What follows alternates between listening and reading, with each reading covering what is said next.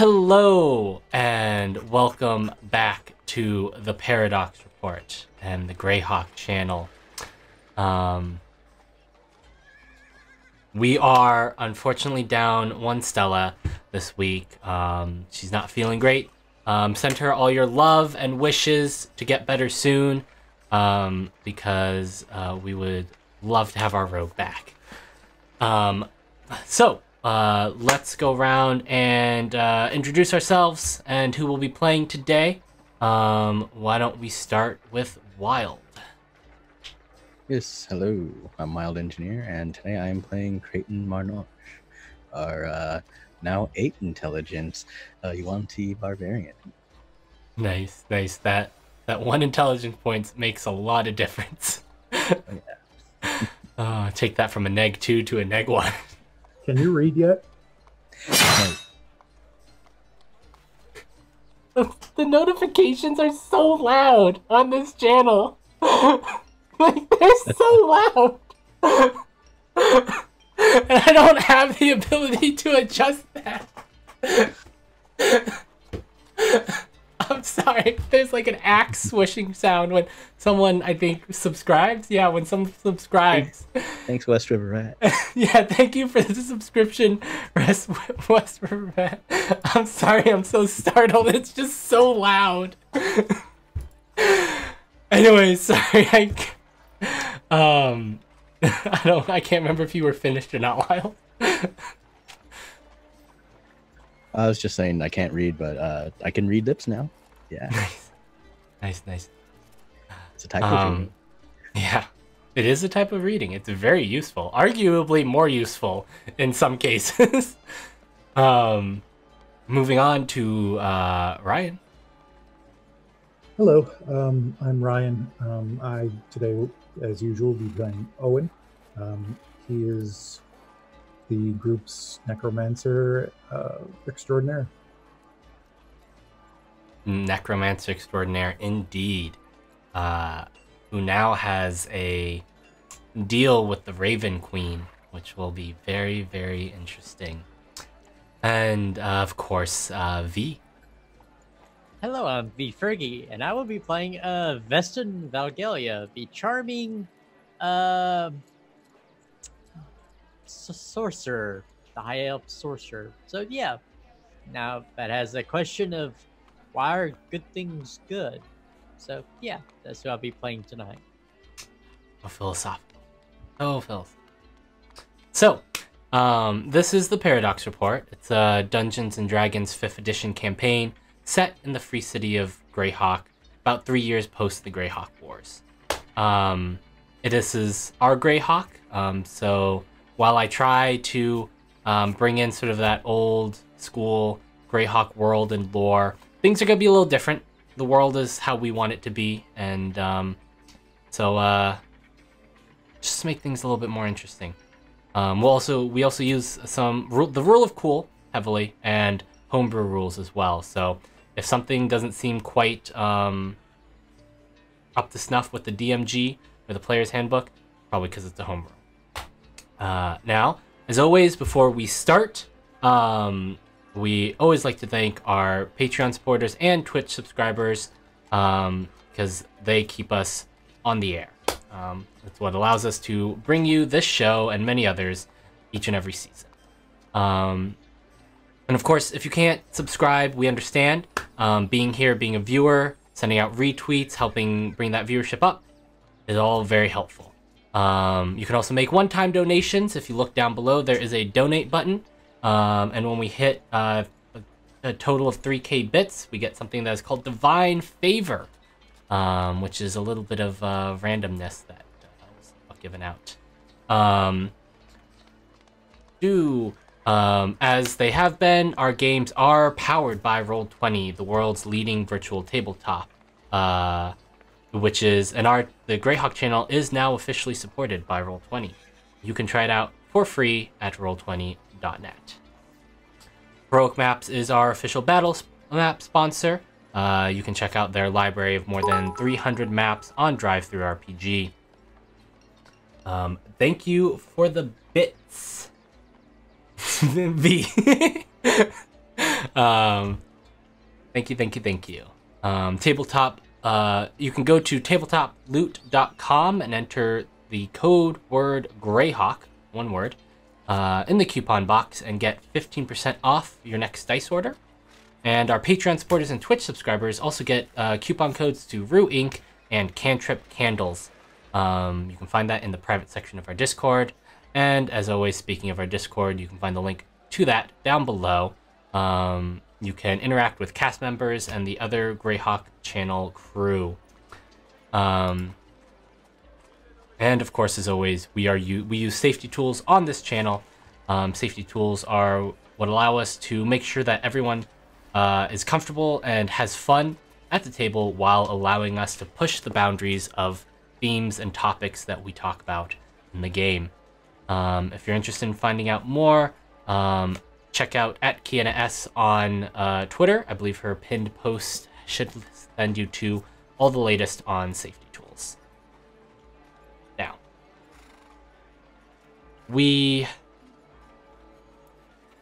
about 4 weeks since our last little adventure that we saw you all. You've all done various small tasks for the Night Brigade. Nothing quite as dangerous, deadly for some as the previous one involving a wraith. But you've all also had your own time to pursue things that you've wanted, questions you've had, people you're looking for.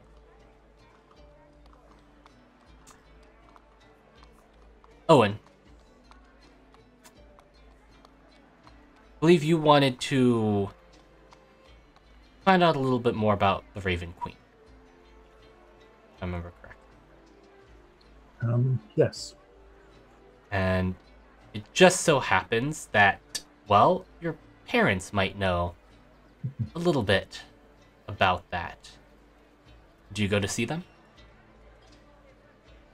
Yeah, after the harrowing event he went through, he would most definitely go see them, just to gauge their opinion of what happened and to find out if they've experienced it for themselves. So describe where does Owen live? The upper, mid, lower district? He would live in the middle district. Nothing too Where do his fancy. parents live? Believe it or not, his parents probably live in the lower district. They are not well off. Mm-hmm. They're sort of missionaries, yeah? Mm-hmm. Yeah, they don't have a lot of money to them, but they are followers of the Raven Queen,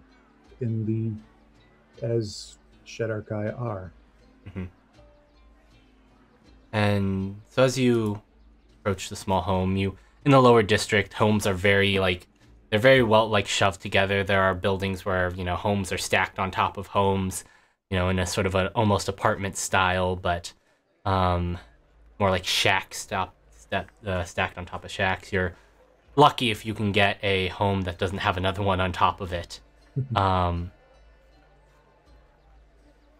And there are two parts of it, and I'm going to assume they probably live in the cluster, which is the more general living area. The rougher part of town is known as Thieves' Alley. It's a good place to go if you need to get someone killed or stolen from. Yeah, I think the cluster. The cluster it really goes neighborhood by neighborhood. Some parts are rougher than others. Everything's a little dilapidated. The city's not really too worried about keeping things up to code around here. But there's also kind of a freedom living out here. There are communities that develop around here that wouldn't really find purchase in the middle district or the upper district.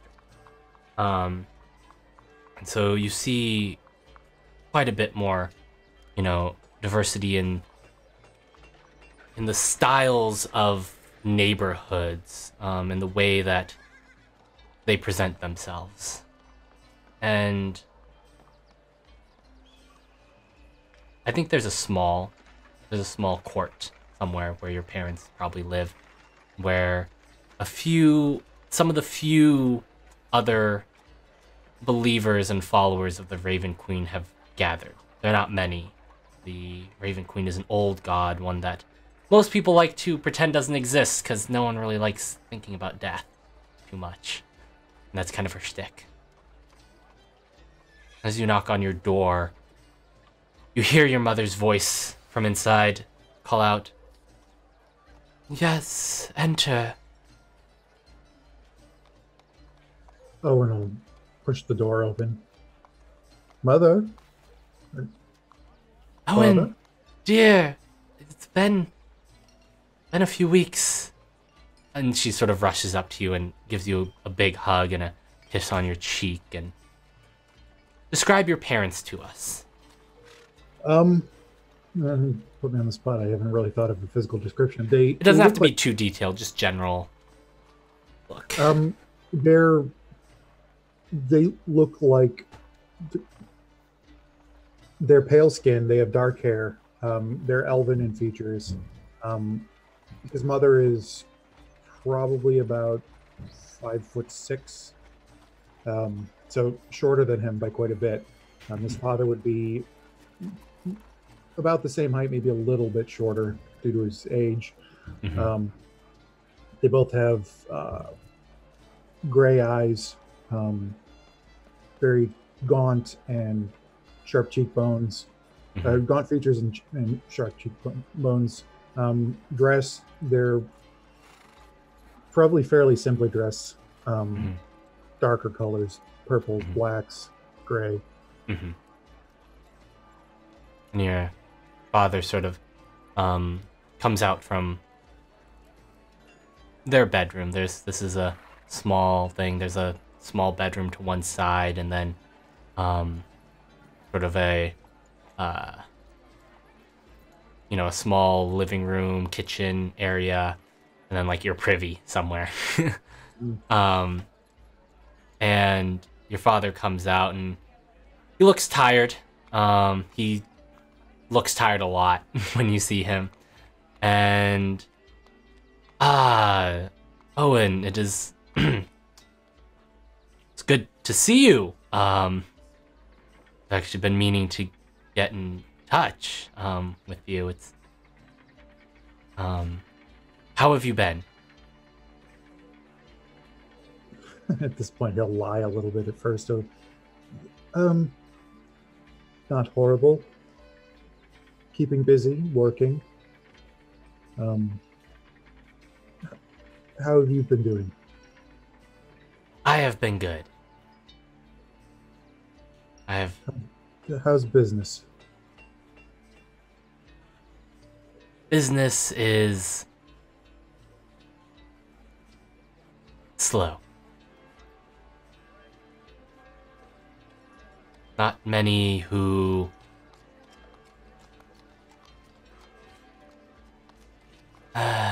well, the calling of the Raven Queen is not strong in this city. Yes, I've noticed that. I And think your mother he'll- sits you down. yeah, he'll just kind of do the awkward son thing where he'll not sure what to talk about and just kind of has something to bring up but doesn't want to really bring it up. Mm-hmm. And your mother is goes over to the stove. We were just making some stew for the community, but you are welcome to a bowl if you would like. Oh, sure. Just nothing major, just small. Thank you.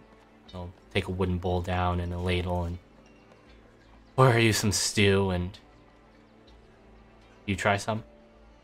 I do. It's hearty. It's, it's meant to be made to fill you up with very little. It's not as, say, flavorful or decadent as some of the things that you find in mid-district or upper district. But you know the taste well. You grew up with this. Right. Well, and she'll sit down with you, and your father will take a seat as well. Well, what have you been up to? Well, working mostly. I've been with the. Sorry, I'm bad with it. It's Night Brigade. Night Brigade. Okay. Well, as I told you the last time I saw you, I've been working for the Night Brigade for a little while. I actually have a new position, more field work as opposed to working with the dead. Oh, isn't that quite a bit more dangerous? Yes, you could say that. Pays a little better. More adventure, definitely. But dangerous, yes. It can be. That is a little worrisome to hear. I would not want you to have to meet the Raven Queen before your time. He'll smirk. And mumble something like, funny you should mention that. I need to ask you a serious question, and I have something to tell you of an equally serious nature. But I would prefer you not overreact until I'm finished. Have you... Okay, your father says. A little unsure, and your mom sort of looks very apprehensive. Well,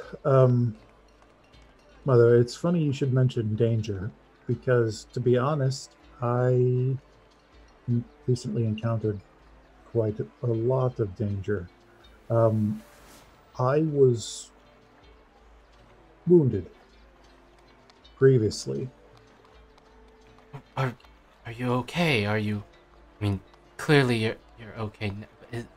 Not anything serious, is it? Well, not anymore. And how do I put this? You're familiar with it. He kind of rambles for a second, and he's like, I don't know how to say this other than, well, I died briefly. And oh, sorry, go ahead. Yeah, the reason I mentioned that is because I want to know if you've ever personally experienced the Raven Queen. And you can see a look of concern cross both their faces, as much as a look of concern can cross their face. You understand the more subtler nuances. To a lot of other people, they would consider your folks very deadpan and emotionless. Right. But to you, you sort of understand the smaller nuances of the Shatterkai. They are generally very morose people. And they both look at each other. And your father says, I have met her once.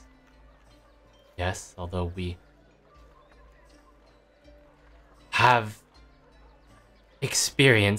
both have experienced her before. As you know, we don't come from this plane, we come from the Shadowfell. And all Shatterkai are the Raven Queen's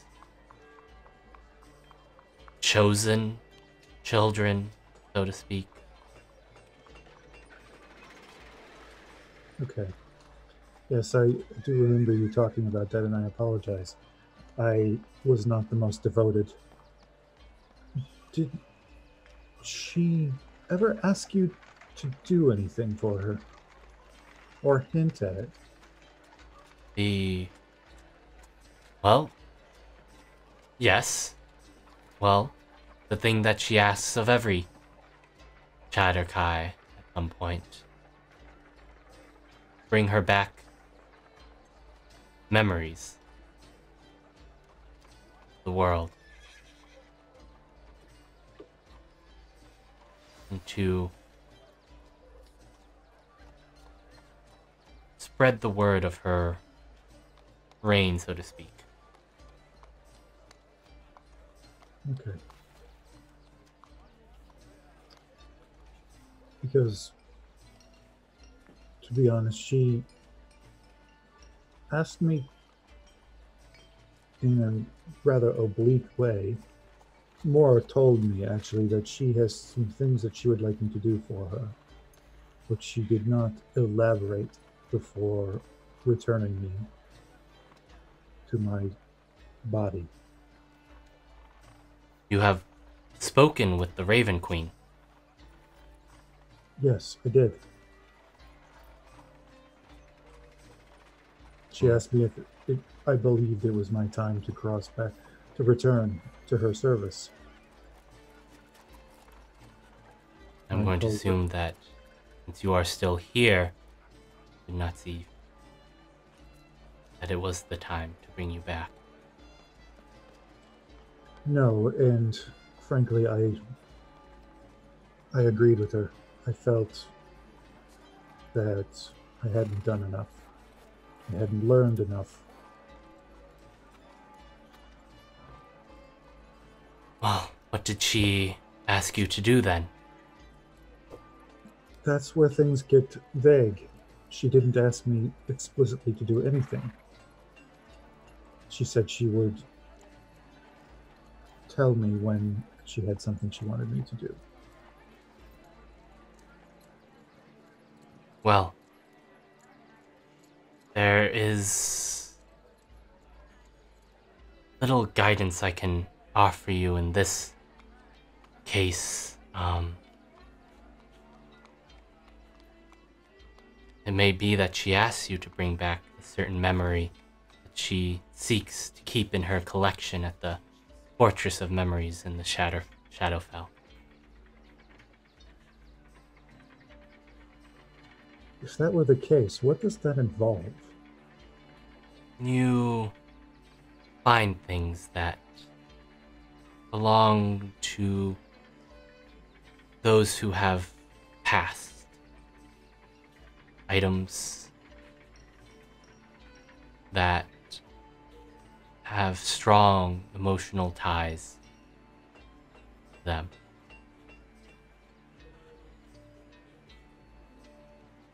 And then you take it back to her.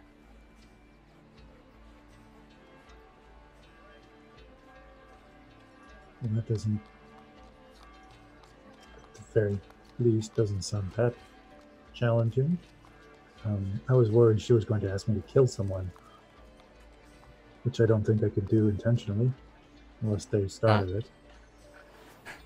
Not unless she made you one of her Grim Reapers. He sort of says, with like the faintest hint of a joke laugh in his voice.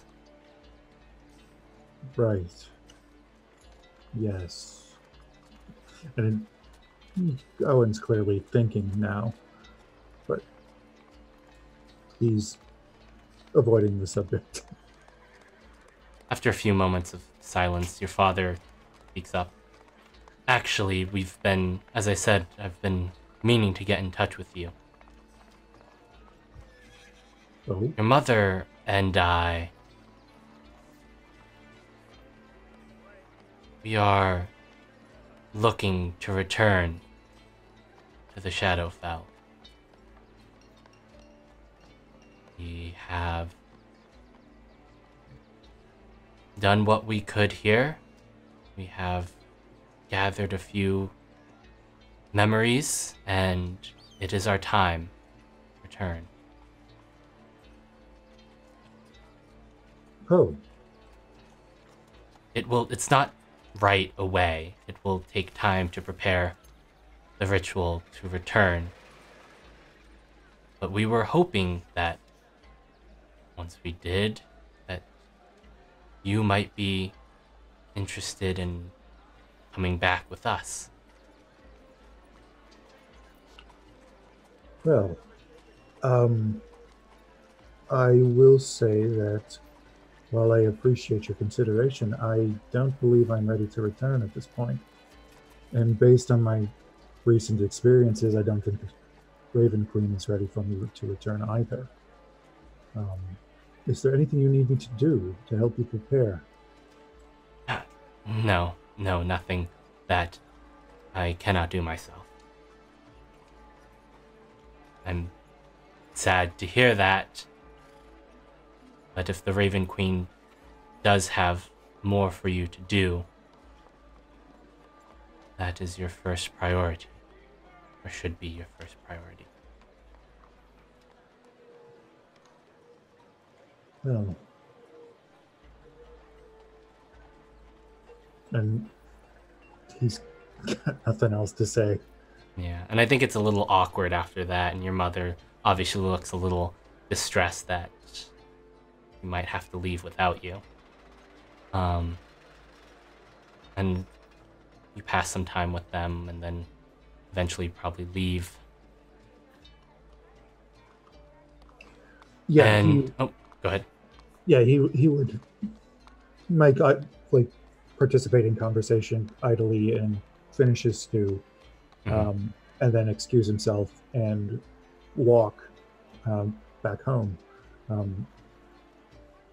just contemplating the conversations they've had as he's doing so. One evening, while you're trancing, you have a vision, dream of sorts, the way all elves sort of have half dreams while they're visions while they're trancing. And the bone white mask, the raven mask, appears in your vision once more. And you hear that booming voice of the Raven Queen once again.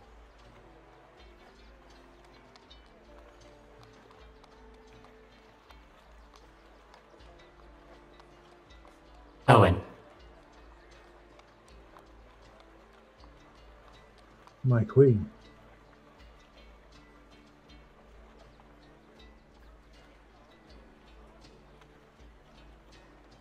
there is something afoot in your city.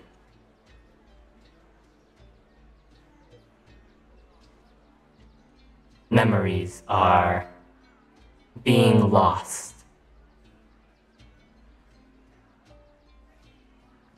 They are mine, rightfully mine. I would like you to find out who the thief is.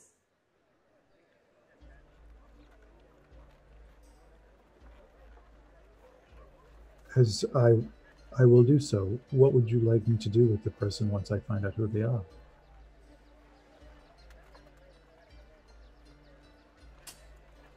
Send them to me.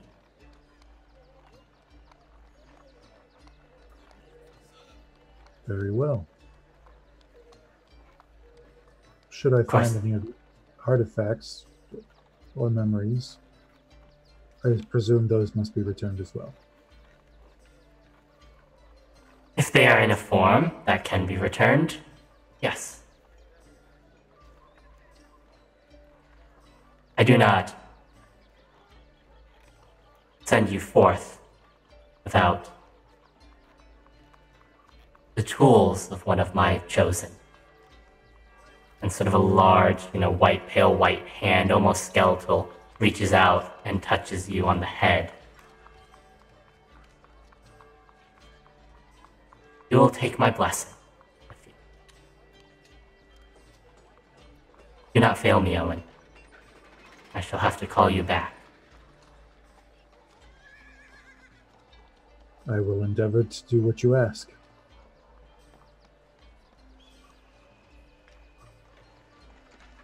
And then the face sort of recedes into the darkness along with the hand, and you find yourself, however you trance, in your house. And you can now cast Speak with Dead once per long rest.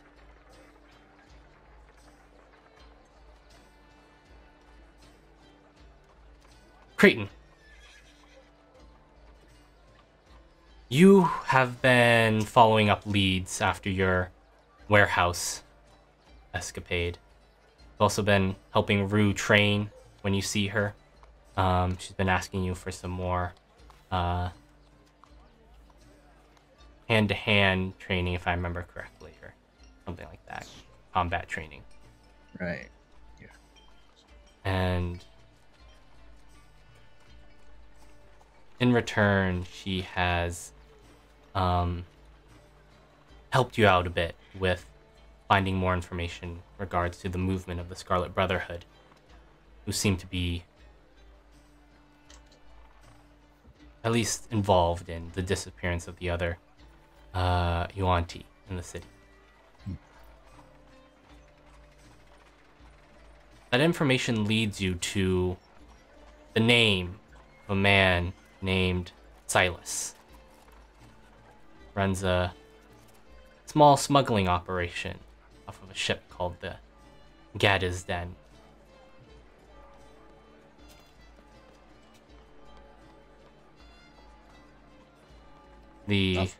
Off what den?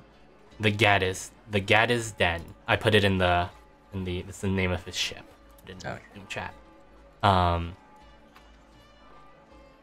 Rue's informant mentions that they heard a tale of some Yuan-Ti being picked up by Silas. What do you do?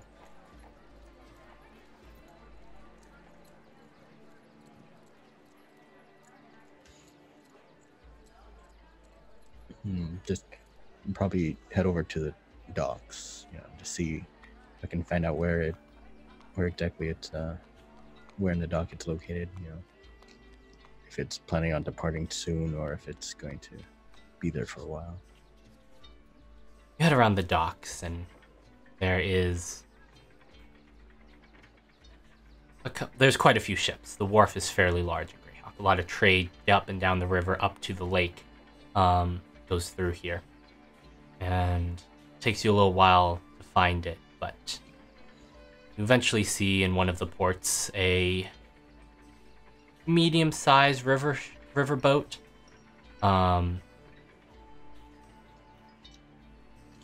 It's a little rundown looking, nothing too fancy. A single man, maybe about middle age, shaved head. It's got the very weathered look. Someone who's been out in the sun a lot, who works out in the sun a lot. And he is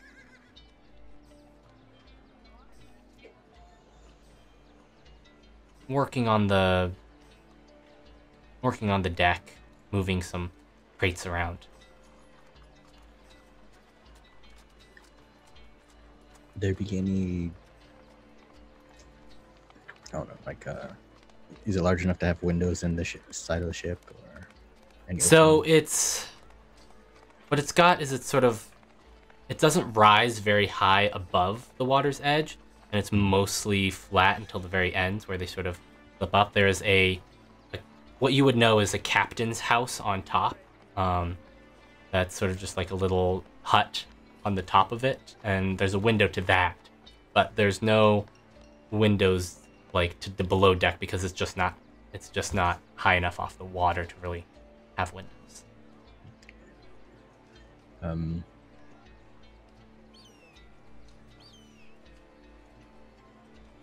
probably watch him for a bit, then see if I could gather some information on the Gaddisden and Silas before approaching. So you watch for what? The better part of a day, couple days? Probably just for the day. Then probably head over to the bar. See what information I could scrounge up.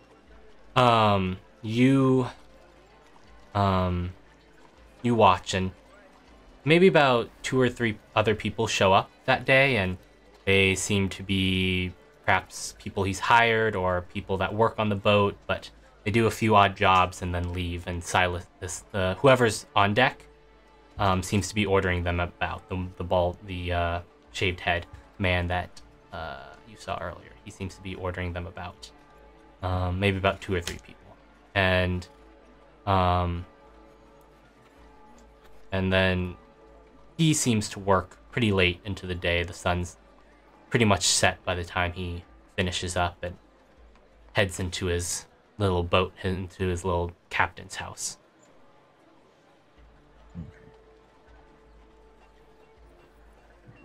You head to the tavern? Yeah, head to the tavern. Alright. Is this the tavern that you frequent around here? I assume would it be roughly close to this one? It's close enough. Alright. The tavern you go to is... Call it... Do you have a name for it, or do you want me to pull one up? Let's call it the Salty Dog. The Salty Dog. Alright. You go up to the Salty Dog, and you know the bartender here. Sort of big, tall orc, plenty of scars. Done his time in the talks about old war stories. You're not sure what military he was ever a part of. He's never exactly made that clear, but he recognizes you and waves you up. And... So, Creighton, how are you doing?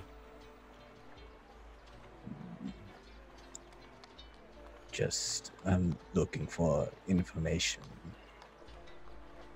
Wondering if you've heard anything about the Gaddisden. What's that? I can't hear you through the lack of a mug in your hand. Yeah. I sit down 2 gold on the counter. Okay, so you would know that's... I mean, I don't know if Creighton does know, but that's a lot of money for the drinks. Like, drinks are like a copper or 2 here. Well, he's not just asking for drinks. Yeah. And the barkeep who... Oh. What should we call him?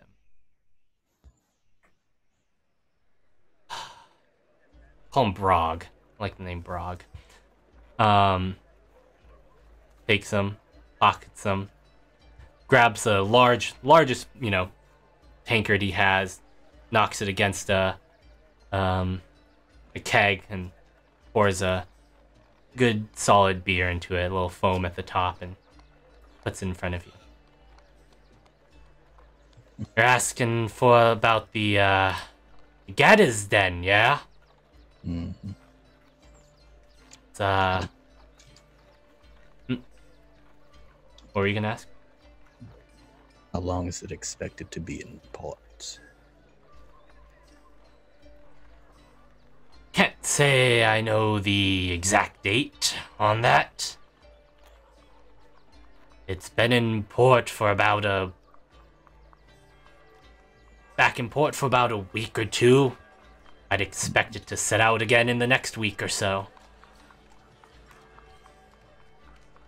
You planning on doing business with that Silas fella? Possibly. Not sure what kind of business, though. I'll tell you, as a friend, I wouldn't recommend doing business with him. Well, my business might not be with him, but to him. Sort of looks at you knowingly. Well, you needed to have a talk with him. Can usually be found at his ship. Yes. I think he sleeps on it. I don't think any of the other crew do. Usually only hires 2 or 3 at a time. Boat like that, you don't need too many to run it.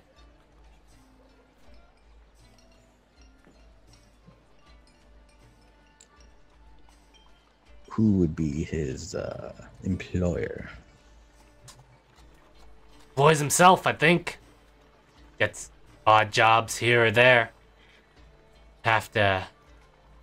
He's doing any legitimate business, you'd have to talk to the dock master. He was hiring him. But as for his other business, can't say I know. Doesn't show up here too often. You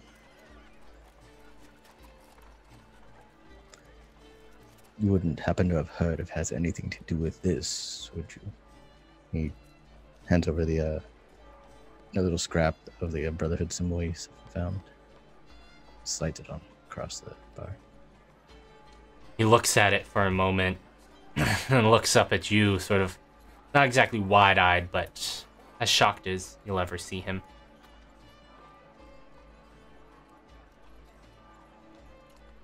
Whatever business you may have, if it involves the Scarlet Brotherhood, I would recommend walking the other way. Quickly. They don't like folks like us too much. Not many do.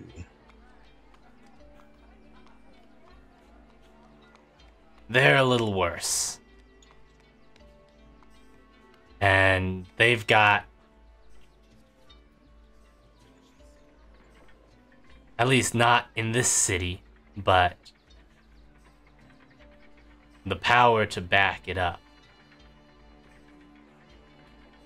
I would tread carefully. Well, in your case, slither carefully.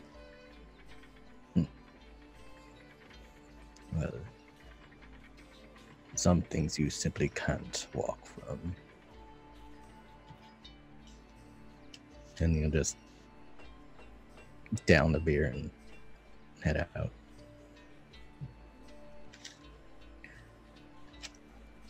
Sort of Yeah. nods at you as you leave and shakes his head a little bit. Indeed. Head back to the Gaddis Den, maybe. Mhm. A bit later now, the lanterns have been lit. Probably like a maybe closer towards the end of the dock, so he's not directly at the Gaddis Den. Mm-hmm. Try to slip into the water and see if he could climb aboard through the, swimming up to the edge and getting himself on instead of walking through the docks. All right. Easy enough. The guard is... You spent enough time around here, you know the guard rotation around the docks. And the lower wharf isn't nearly as guarded as the upper. Mostly left to the ship captains to take care of their ships.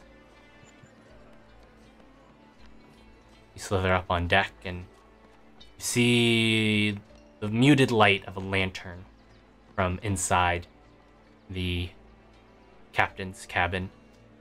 There's a little window on the side, but you can also see it coming from under the door. Is Does seem to be a entryway into the hole?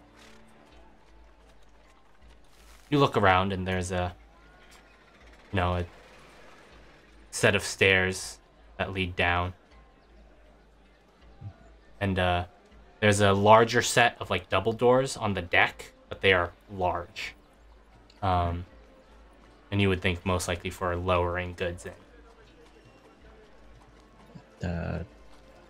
You try to, stealth his way down the stairs then. You get down and you find a cargo hold to one side, crates, a couple of cabins towards the front.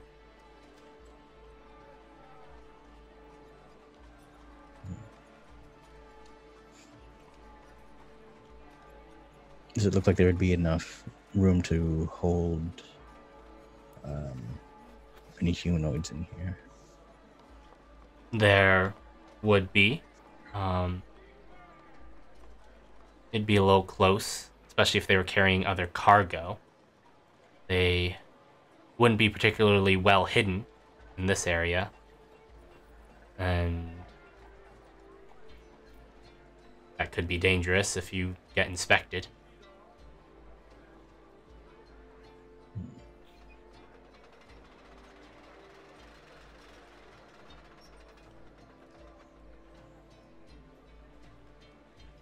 Would I be able to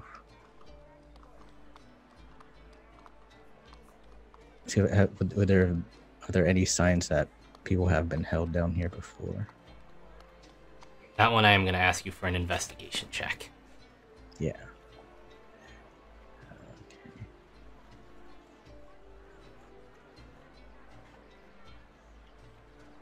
15. You find a small torn piece of cloth and stuck between two boards, sort of near the back of where the cargo is. And for a moment, you think that it could be, whoever was moving this stuff got something caught. But as you move around, you notice there's a bit of a hollowness beneath you, sound beneath you.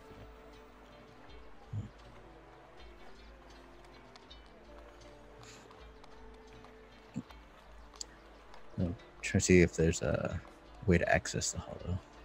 You find a trapdoor with your check hidden beneath some straw that's been thrown around here back. You open it up and not easy because there's no handle on it, but you notice just the slightest indentation in the boards where you can dig under. You think there might be a tool that could be used to latch in and open it, but you're very strong. Tools work. Hmm? I do have thieves' tools. You do have thieves' tools. Would you like to use them? Sure. Roll me a... Are you proficient in thieves' tools? Yes. Okay, then roll me a thieves' tool check. Which I think is just going to be Dex plus your proficiency modifier. Yeah.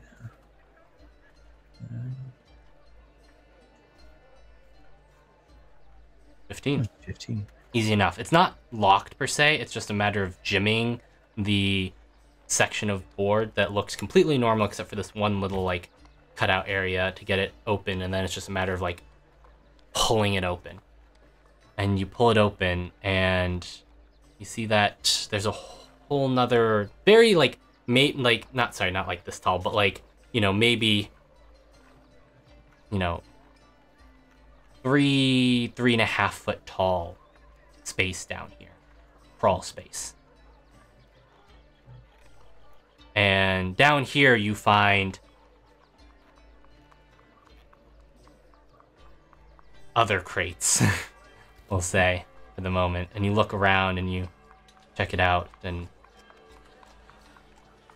you find a crate with sort of leaning against a crate. Very nice looking shield. This sort of big, sort of a bronze shield with this big eye motif on it. You continue to look around, and you sniff. You have probably a very good sense of smell, and you can smell that there might have been people down here, people held down here. A little bit of smell of urine and other body matter. Right.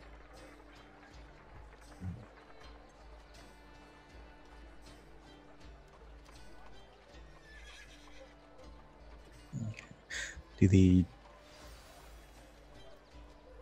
the goods down here look like they may possibly be stolen goods, or I won't be able to... You're gonna guess he's smuggling of some sort? You don't know if they're stolen or if they're just illegal. Be the question. Or if they're just trying to avoid taxes. I want to see if I could sneak off with that shield then. It's right there in the open. It's really not that hard to grab the shield. Make me a stealth check to get out of here.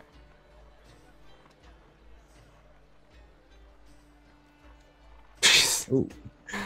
You are quiet as a snake.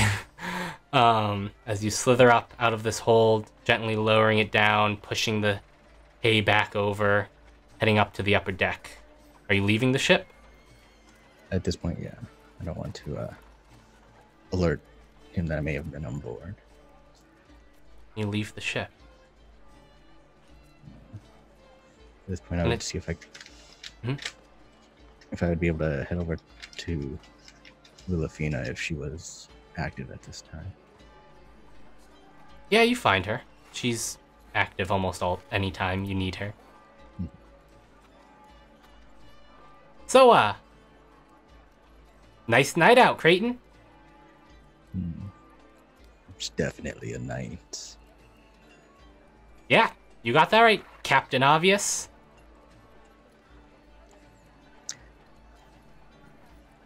I have a question for you.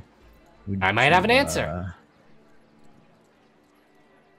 Would you be able to tell me if something like this was sought by anyone? You'd bring out the shield and show it to her. She'll look at it. It's a shield. It's a real nice shield.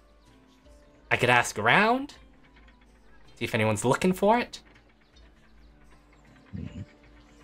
Please do. Gonna cost you. Always does.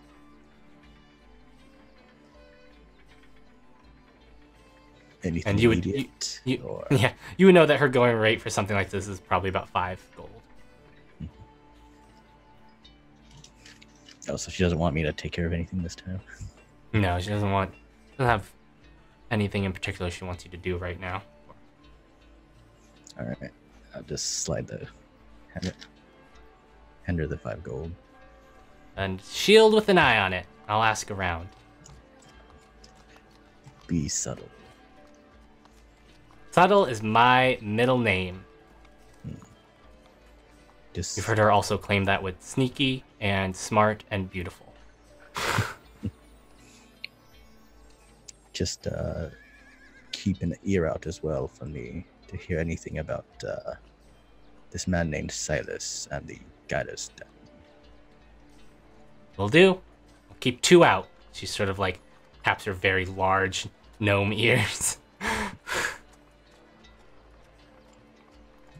And if you spend some time, she'll get back to you at some point. This is probably closer to when we pick up again, but if you spend some time with that shield, you'll find that you have a sentinel shield. I have.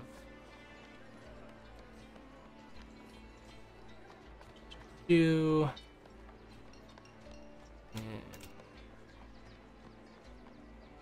should now have a journal entry in your Roll20 for the sentinel shield.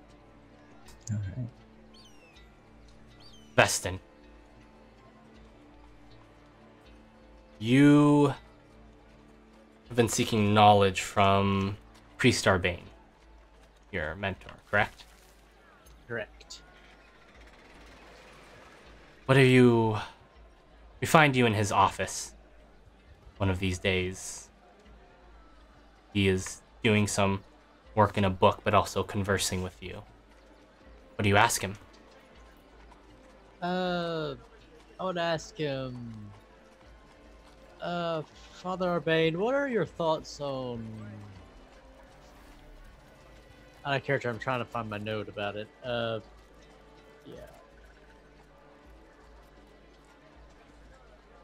Why is the right thing... Why the right thing is the right thing? He looks up at you. That is a very deep question. One that many have been asking for a long time. Some have differed on their opinion on it. But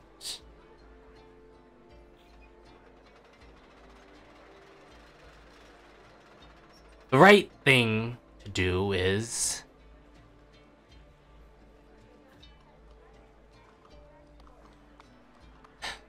it's a difficult question to answer.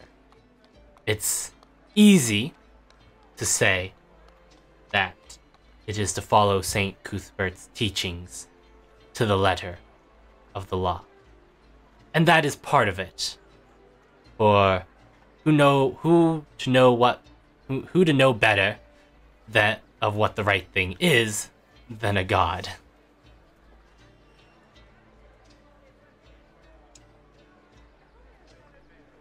But True.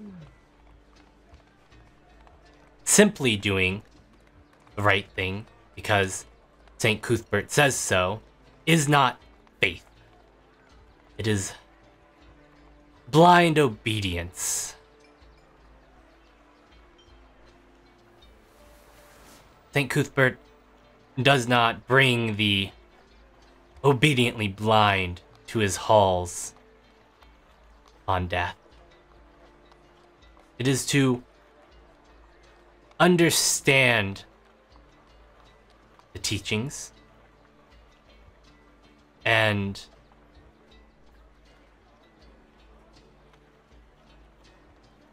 to understand why they are necessary. Why is removing evil and darkness from this world necessary, Vestin?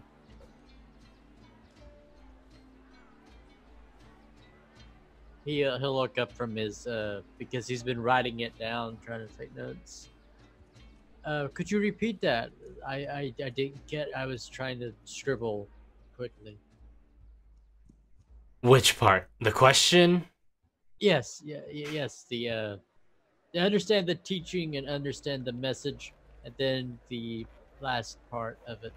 Why is it necessary to remove darkness and evil from the world?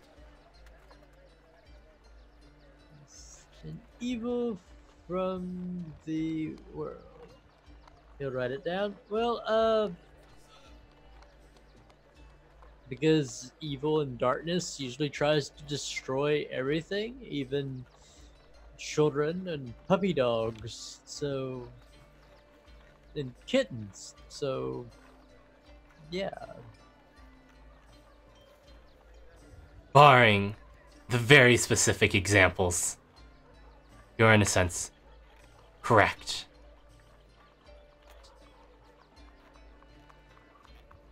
Evil and darkness must be stamped out because it will harm those who seek the light and pull others away from it.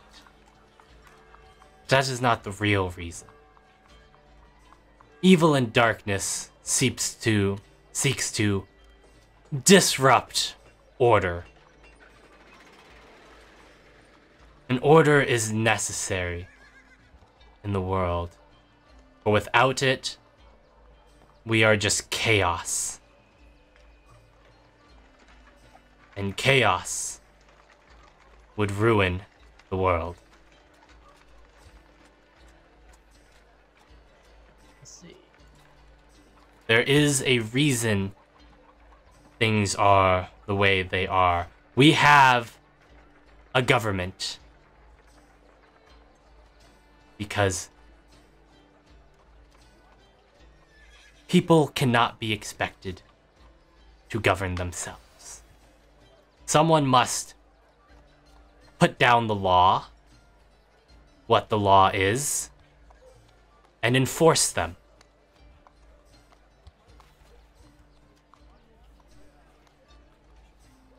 Hence the importance of the Night Brigade.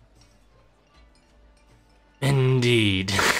He sort of sneers a little bit at that.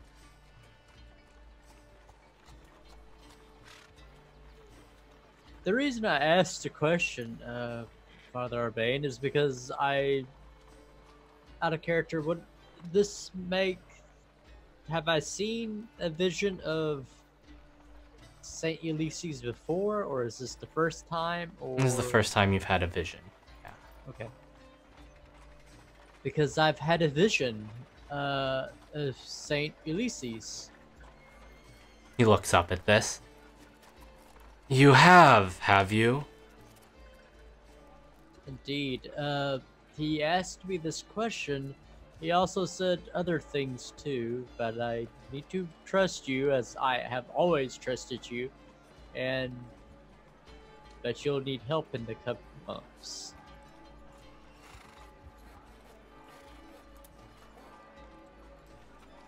It is quite the blessing to have been visited by St. Ulysses. He looks up as he smiles. Vesna will smile kindly. It is just as you said about the divine blood that you've always told me that I had. Do you know that many are visited by saints and others? I only know of one other who has ever been visited. The High Priest. The Temple of St. Cuthbert. It is an honor to have been visited. And you should think carefully and long on his words. But if he has led you to help me,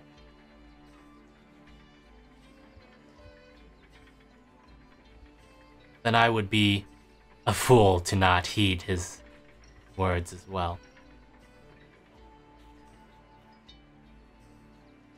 Also, I believe it's because of where I was at the time of the vision. It was very strange. For briefly, I saw the garden dead. The flowers were very wilted and gray. There was a darkness walking away from me. So, I believe it might be best that if we purify the area more with holy water. I did a initial cleansing of it, but it might need more because of the wraith. We have already cleansed that home many times, Vestin. But I think you saw as a warning, a vision by St. Ulysses of what would happen should darkness win. But that is why we are here, Vestin. We are here to make sure that darkness does not win. And there is a foulness in this city that we will have to be the surgeons to remove. And I will need your help. I am here to serve the people and also to protect them and to guide them as always. So yes, I am ready for the task, no matter how hard and difficult it is. Uh, I am nearly complete with the cataloging of the herbs that was in the garden, and I'm about ready to And at this point, begin. there's a knocking at the door. Come in. And one of the younger acolytes, one you've seen many times around the temple, comes in. Miriam is here. Oh, what does the old hag... Sorry. What does the old woman want now? Says she's... wants Brother Vestin.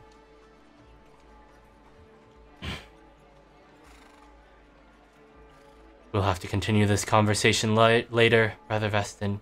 If you could please go deal with Miriam.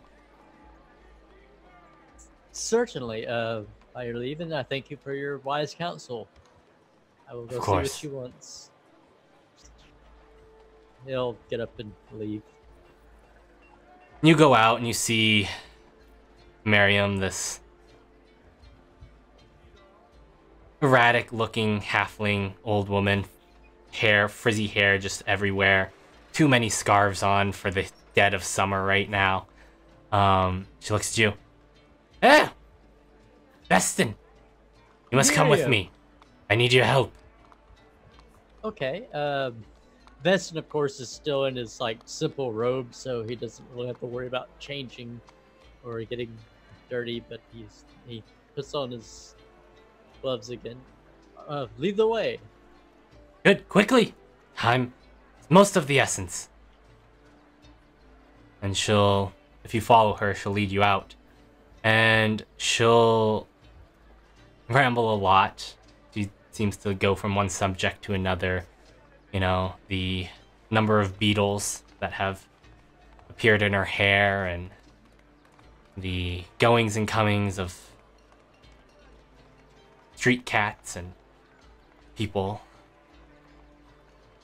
You somehow get some sense out of her, but she seems to be taking you to someone who needs healing.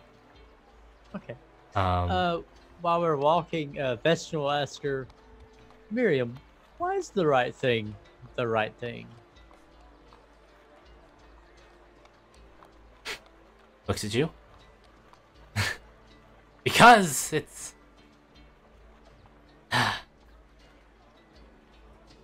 very difficult questions you ask, Vestin. And she's staring at you very intently this moment.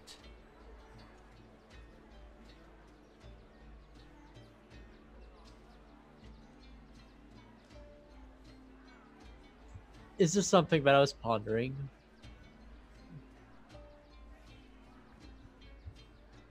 The right thing to do is what your heart says to do and knows is true.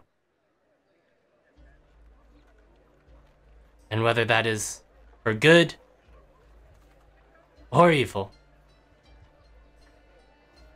that is the right thing for you.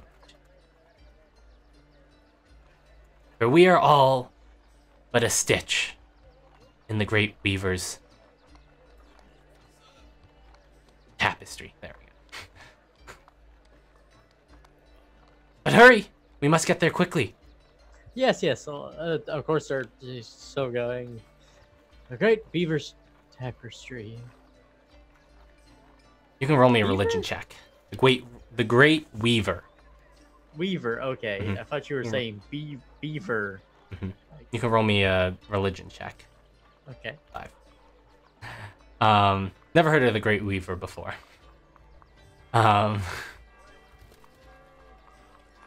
You follow her, and she brings you down into the lower district, into the cluster.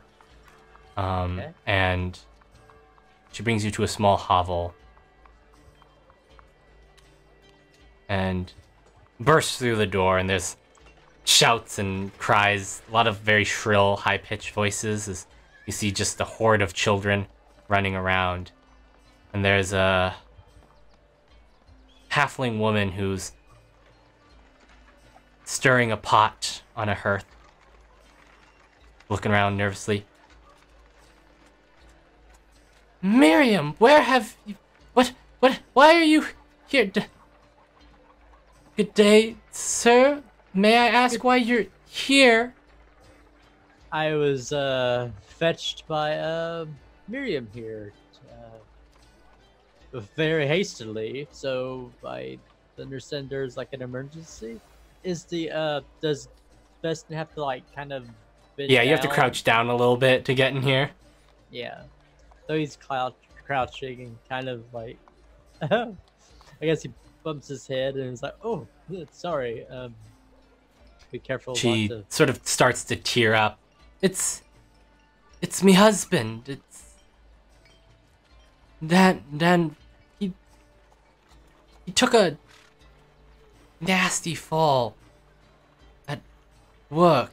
No, at just weirdly dropping that voice. At work, and got he's got a fever, and he hasn't woken up. And you look over and there's a bed in one corner near the hearth, and there's a halfling man lying on it. You know, he's got a towel on his head and bandages sort of all around one leg.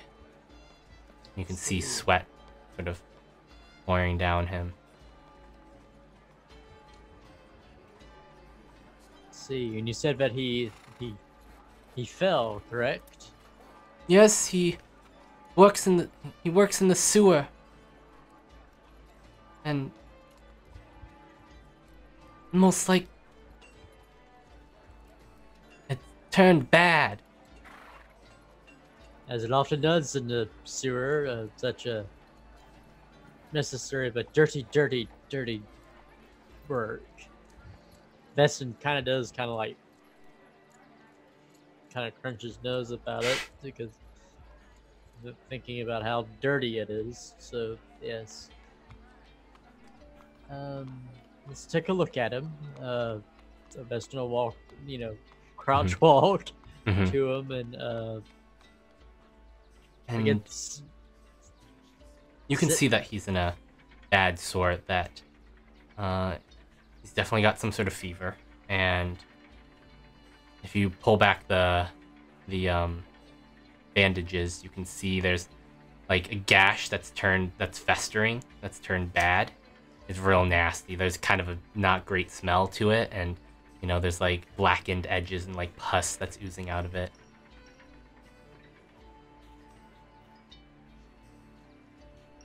oh my Can you Nasty save fall. me, husband?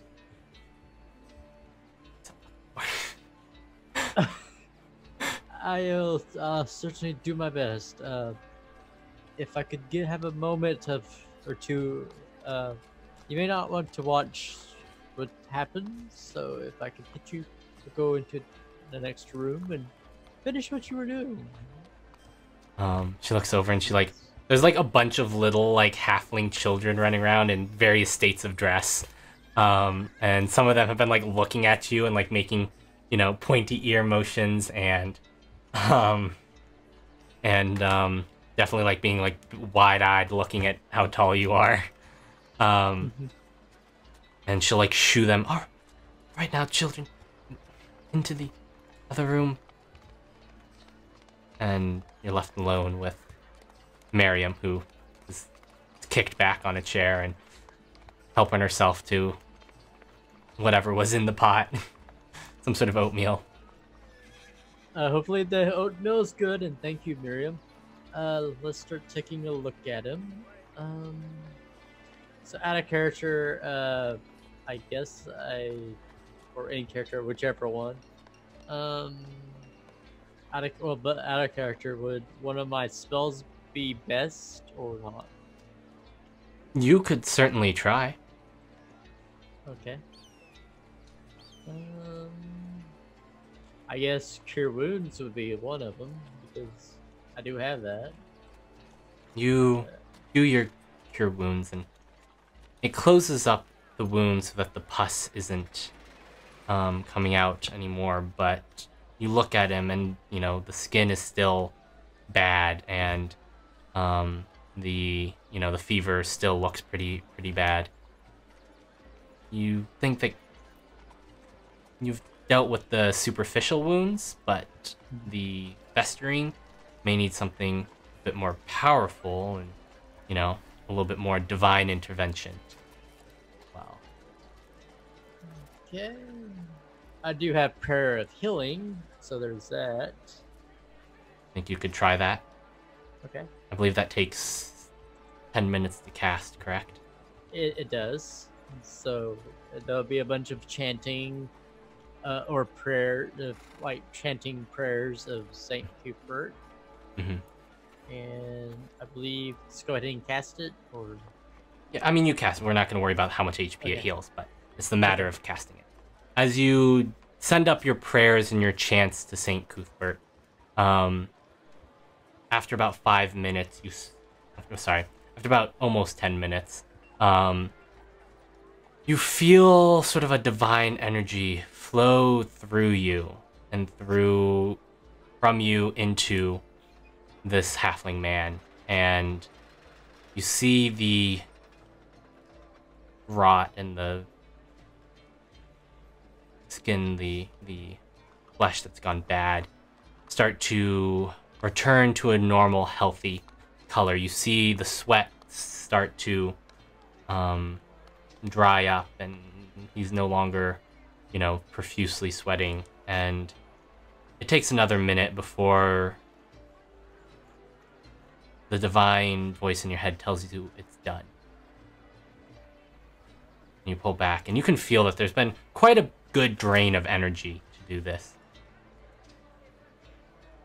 So I'll kind of go for it and sir, wake up. Did I ever get his name? Or... Danvin. Danvin. Hey Danvin, wake up, come on. And he doesn't wake up initially to your call, so I imagine you maybe tap him a little. You flick him on the head, and he wakes up and he looks at you and what? Where am I? What? You're in your lovely home, surrounded by your beautiful children and your lovely wife. I don't see any my children around me right now. Hello, for just a moment. Vestigo, open the door. Children, your father's awake. And the horde of children come running, screaming in, and they swamp their dad, and the wife comes in. Danvin, oh, how can I repay you? That he's healed. He's better. No, thanks, surely necessary. Just doing St. Cuthbert's work. Also, Devin, I'm sorry about the saying your children was around you like that. So there you go. Now they're around you. And he's not really paying too much attention. He's sort of gathering his, if you count at this point, 13 children to him. And his wife turns to you. Well, it'd be mighty unkind of me not to invite you to at least stay for dinner. I would love to. Is it delicious looking oatmeal that Miriam had helped herself to? If you give me a little bit more time, I can whip up something a little bit more Oh interesting. no, the oatmeal's fine. It's like don't put yourself out.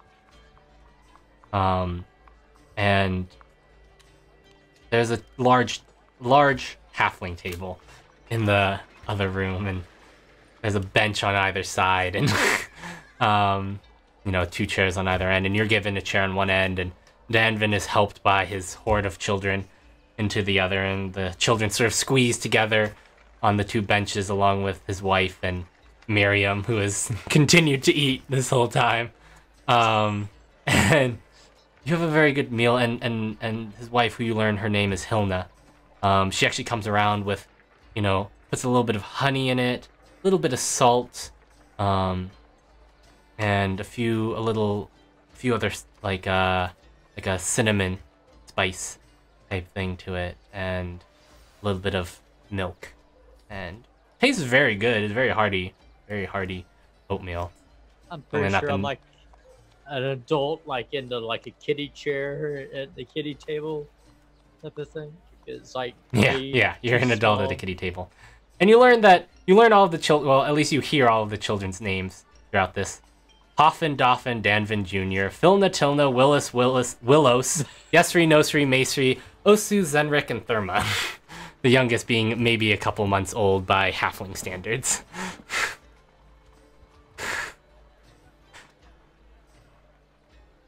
And eventually you're seen out, and with promises, Danvin sort of professing, "There's anything I can do for you, anything at all. You just let me know. Well, And anything I owe my life to you. And I don't have much, but what I do have, you ever need me or my help, it's yours." thank you, and blessings of Saint Cuthbert upon you and your children and your wife. Good. Is it about nighttime now? Yeah, it's about nighttime now. Nighttime. And I bid you good evening and sleep well. Has Miriam follow, or is she still? Yeah, Miriam. in No, there? Miriam follows you out. Okay. Thank you for letting me know about this. That was a mighty good meal, too.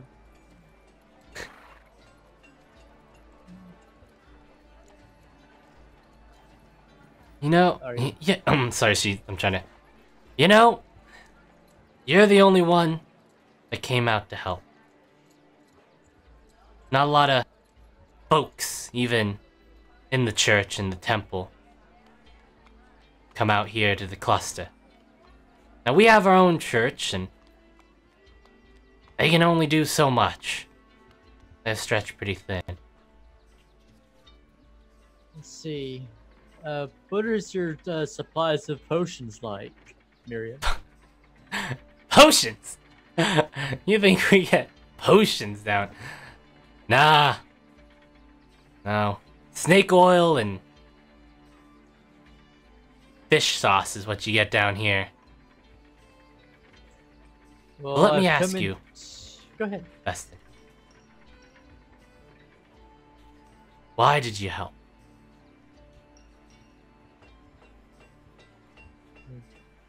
Wise lately, because I felt it, but it was the right thing to do. Plus, that those that can should help those that cannot, those that are injured.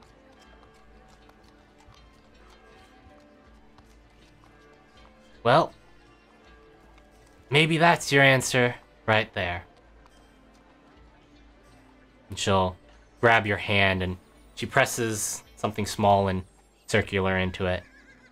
Pulls away, and if you look down, it's a dirty iron ring. He's You should look wearing out for his pudding. gloves. Puddin' is bad news. And she skips off, cackling. Is she the one that talked about the beats? Yep. She was okay. That's what. Puddin'. Watch out for puddin'. Puddin's bad. Okay. And as Vess returns to his temple at that night, this is where we're going to take our break. Everyone, get up, get a quick stretch, use the restroom if you need to, grab some water. We'll be right back in a few minutes. Of course, it's a good time. Just to remind you all that, to hit up our Discord, join that, check it out, learn about all the benefits that our Twitch subscribers and Patreon members get. and we thank you for any help that you can give us. And we shall be right back.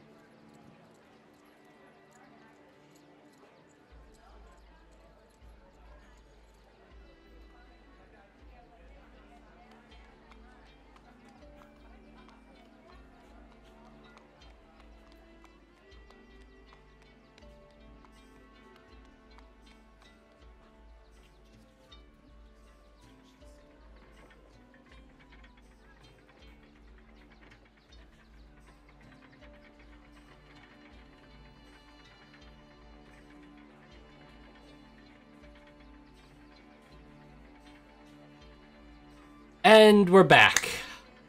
Hope everyone had a good, quick break. I know I did. So,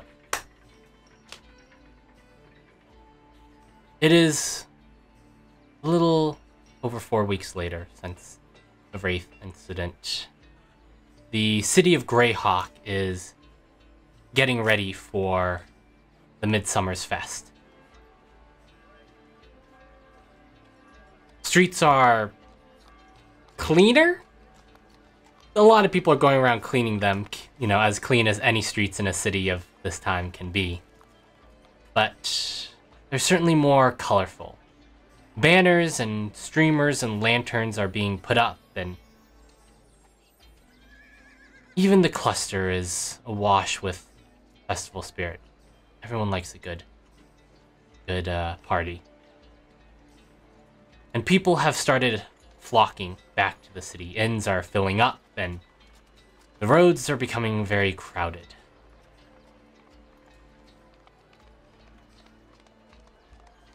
Emmerich Gorin was drowning his frustrations in his cups. He'd worked so damn hard, rising in the ranks of the Society of Magi until he had become one of its top members, at least in Mid-District. He knew at some point one of the archmages would be looking for a pupil, and he'd been working to make sure that was him. If only to see the jealous look in Sizgadel's eye. The bastard had always been smug, pretending not to care about the competition between them as young apprentices. Well, he certainly wouldn't be able to ignore Gorin if he was working for an archmage. But then he'd heard a rumor. Archmage Salivarian was back in town, and apparently seen talking to one Sizgadel. How? How had he already one-upped Gorin? Last he'd heard, Sizgadel had been working as a coroner for the Night Brigade. Hardly a gleaming resume. God's damn, Sizgadel. Alright, you're cut off, Emrig, said the stern bartender, a gnomish woman. Tahani, or Tahana, something like that was her name. I'm fine, Gorin protested, banging his mug on the table, more than generous amount spilling out, most of it drenching his beard. You done? When I say you're done, and I say you're done. Unless you'd like to have a conversation with old Bud. Gorin turned to look at the hulking orc bouncer who held a large cudgel in one hand menacingly. Maybe he was done. Fine. Didn't want any more of this swill anyway. Gorin stumbled out into the warm summer night and started making his way back to the dorms. Felt the sudden call of nature well up and quickly found an empty alleyway to relieve himself. Hey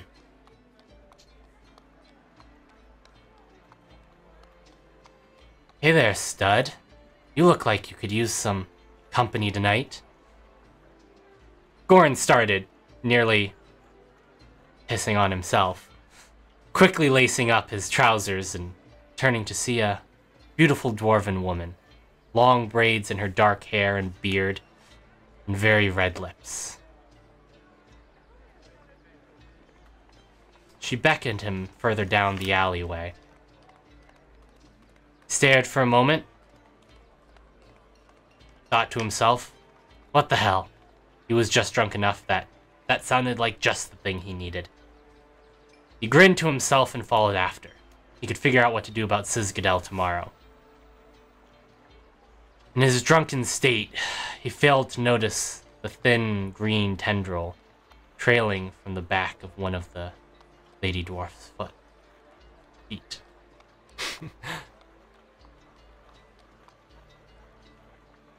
We find the three of you in the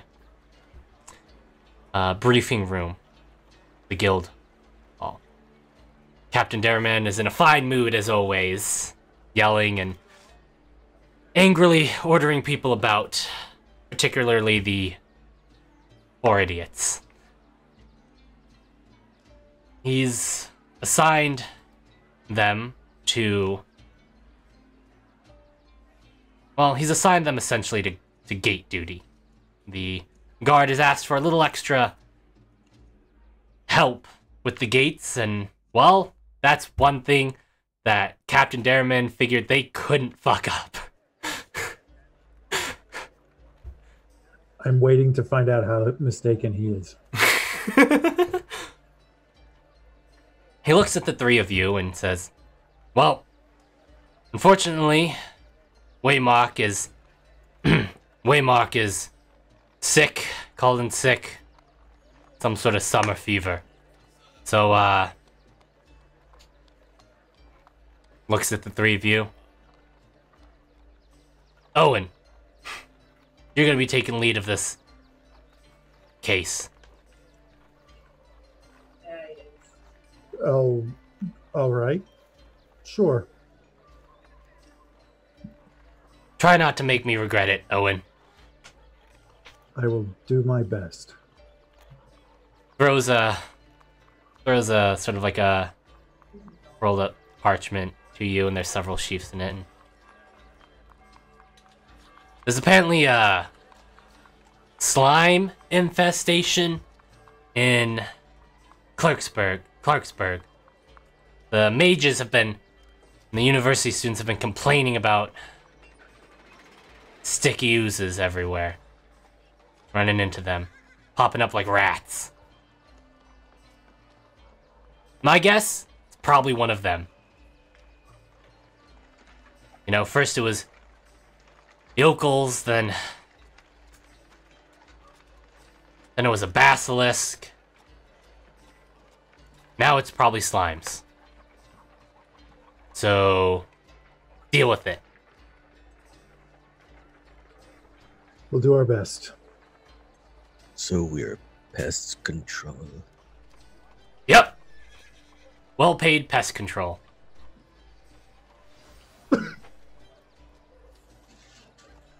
Captain, might we begin introducing ourselves as agents of the Night Brigade instead of just saying Night Brigade? You can introduce yourself however you damn well please to introduce yourself. Beston, I don't give a flying fuck. Great. Just as long as you don't impersonate anyone, the City Watch in particular. Owen quickly scribbles down a note. Don't impersonate the City Watch. Don't imply you have any more power than you have. Don't get me involved, is what I'm saying. If I get involved, it's your ass. Noted. Got you, Captain, got you.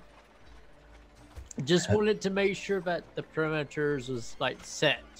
So, okay. Just following up from last time, has the drug problem been solved? The drug problem has been handed to the City Watch and the government. That is their responsibility. Now, if they want to pay us to deal with the drug problem, I will take their coin. But until they ask for help, that's their jurisdiction. Did Creighton try to, like, have the captain try to sniff the drugs? No, No.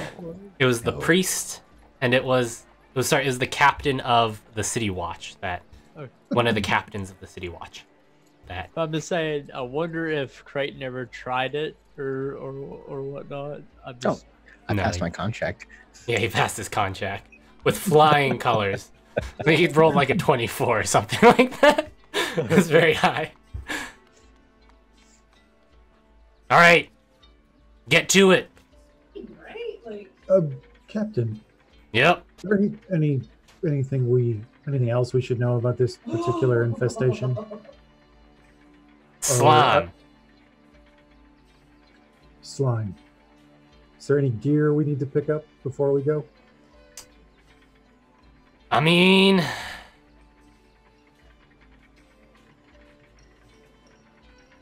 they generally they don't take. Just be careful hitting them with your weapons. It's Not a slime. problem. Not a problem for me. And he turns to the rest of the other two and he goes, "Be careful." And that, don't try any like charm magic on them. They're slimes. They don't get much more stupid than slimes. Well, I guess we'll go have to find out. Except for the 4 idiots. By the way, never mind. I know the answer to that. I'm not going to ask why they're not doing this. Because Thank they'd you. fuck it up. Yes, I said I knew the answer. Promise. Thank you, Captain. We will Get him out of the try not to screw it up. Oh, Captain, speaking of our four co-workers, how did their adventure in the sewers go? How do you think it went, Vestin? Did they waste those daylight spells? Because that would be really unfortunate. Those are According expensive. to... Hold up, must pull up a name from several episodes ago.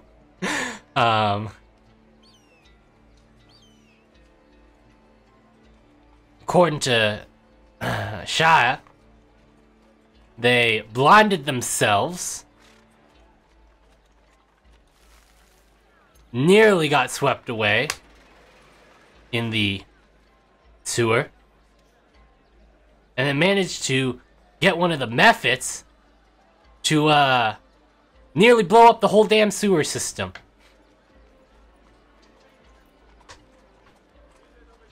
Apparently, they didn't think dealing with the fire Mephit in the sewers was their first priority.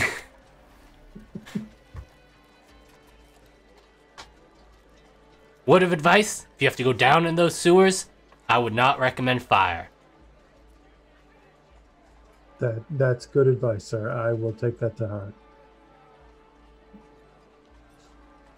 Alright, So, any other questions? Alright then, get your asses out of here. There's slimes to be slain. Or removed, however you feel fit to deal with it. I frankly do not care. As long as I don't got mages up my ass.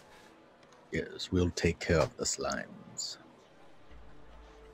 He leaves at this point. so Owen, I'll turn to the other two and go, I guess we're going to Clerksburg. Perhaps the quartermaster knows what weapons work against slimes. Yes, I was somewhat hoping the captain would tell me, but sure, let's go visit the quartermaster. Alright. You go down to Tren Phoenix River, the gnome quartermaster. Once again, just this eyebrows eternally burned off, singed look going on. Alright, what can I do for you?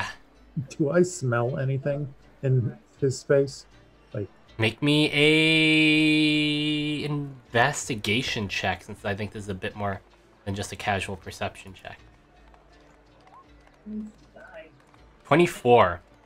You definitely smell explosive powder. And as well as other chemicals that are known to have a very highly reactive sort of a highly reactive to certain other elements. Phoenix River, did you try to blow yourself up again? I didn't try to blow myself up. I never try to blow myself. I never try to blow myself up, Owen. I'm a sign. Wow, I'm just losing. I'm just losing the voice and tone battle. I never try to blow myself up. A little bit more New York, a little bit more Boston.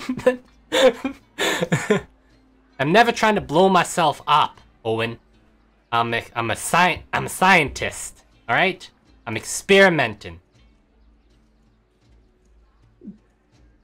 Maybe try in smaller quantities next time, Why would I do it in smaller quantities? because you're less likely to burn your eyebrows off. Who needs them? They don't do anything. Anyway, the captain assigned us to get rid of some slimes. We're wondering if you have anything to assist. Or any Well, advice. do you know what kind of slimes you're fighting? I will flip through the sheaf of papers to see if that's mentioned anywhere in the. Just says slimes. No, we don't know what type of slime this is.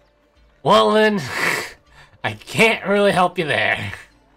I'll tell you, it really depends on what you're trying to kill.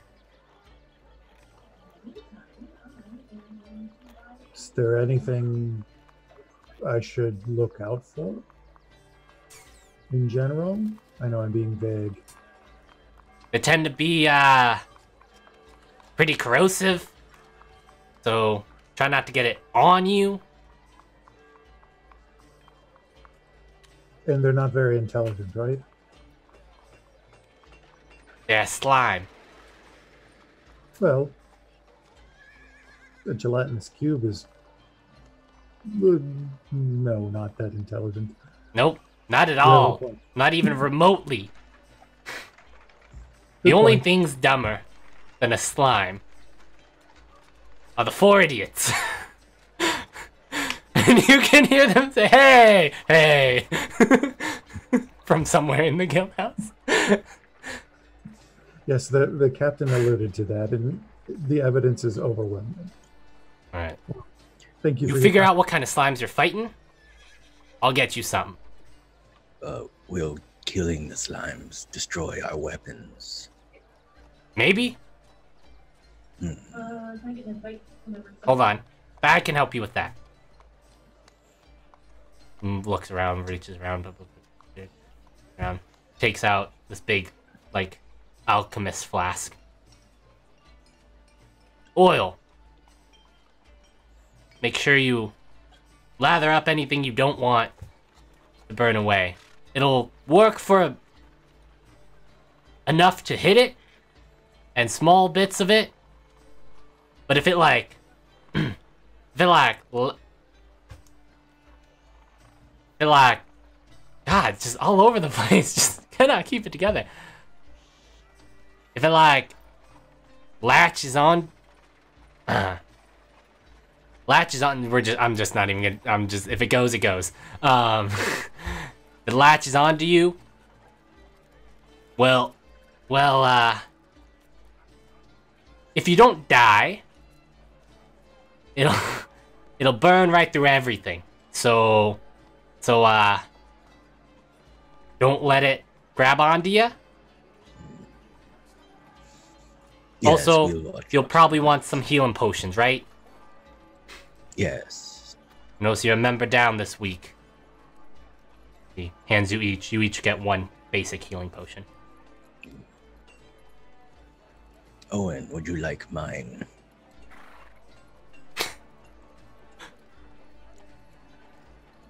I'm not sure what you're implying, but sure, I will take it.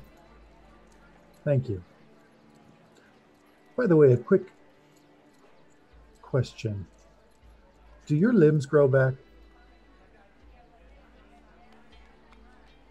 My limbs grow. Oh, are you asking? Asking Creighton. Sorry. Yes, I'm asking Creighton. I have not tested it out. Would you care to fight and see if you can take one? No, I was just curious because should you lose one, will it grow back? Well, I hope to never know. Okay. That's just curious. Shall we go?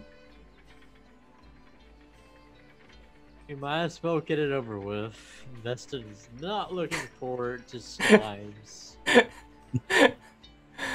As long as it's not more spirits or wraiths, Owen's okay. So you head out from the guild house and head across the river quarter, through the foreign quarter, across the processional, the large main street, which is absolutely flooded at this moment. There are just, all sorts of people here. Definitely a lot more non-locals than you've seen before. And cross through, and you can see all the streamers and the banners and the all that, and the scroll you've been given has basically instructions are telling you to go talk to the Society of Magi at their sort of mid district headquarters in Clarksburg, and to start there. And you make your way through. And Clarksburg it's a nicer part of mid-district for the most part. Things are a lot more spaced out here. This is where the university is. The temple, Veston, you're fairly familiar with Clarksburg because the Temple Row is here. So this is where you spend a lot of time. The university's here. A lot of the more academic guilds are here. The Colosseum is right smack dab in the middle of it. There is, businesses and there's like some housing here, but it's mostly for staff and people who work for the guilds or trained at the university, along with, some businesses that cater to the more university lifestyle. It's a college town, essentially. And you arrive at the Society of Magi building, which is sort of in the more northeastern corner of Clarksburg, and it's a very nice building. It's like almost a miniature castle in its build.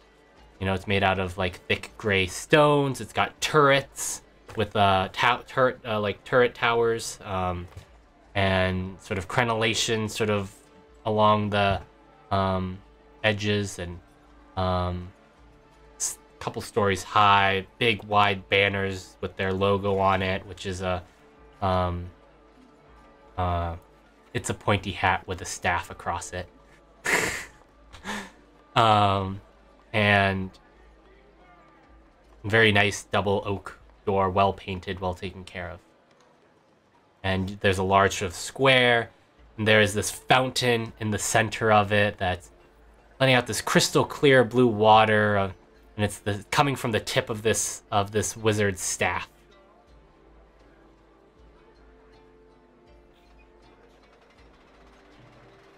Owen is familiar with this, correct?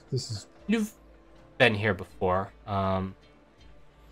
You've been here a time or two. You're the person you trained under didn't work here. They were associated with the society, but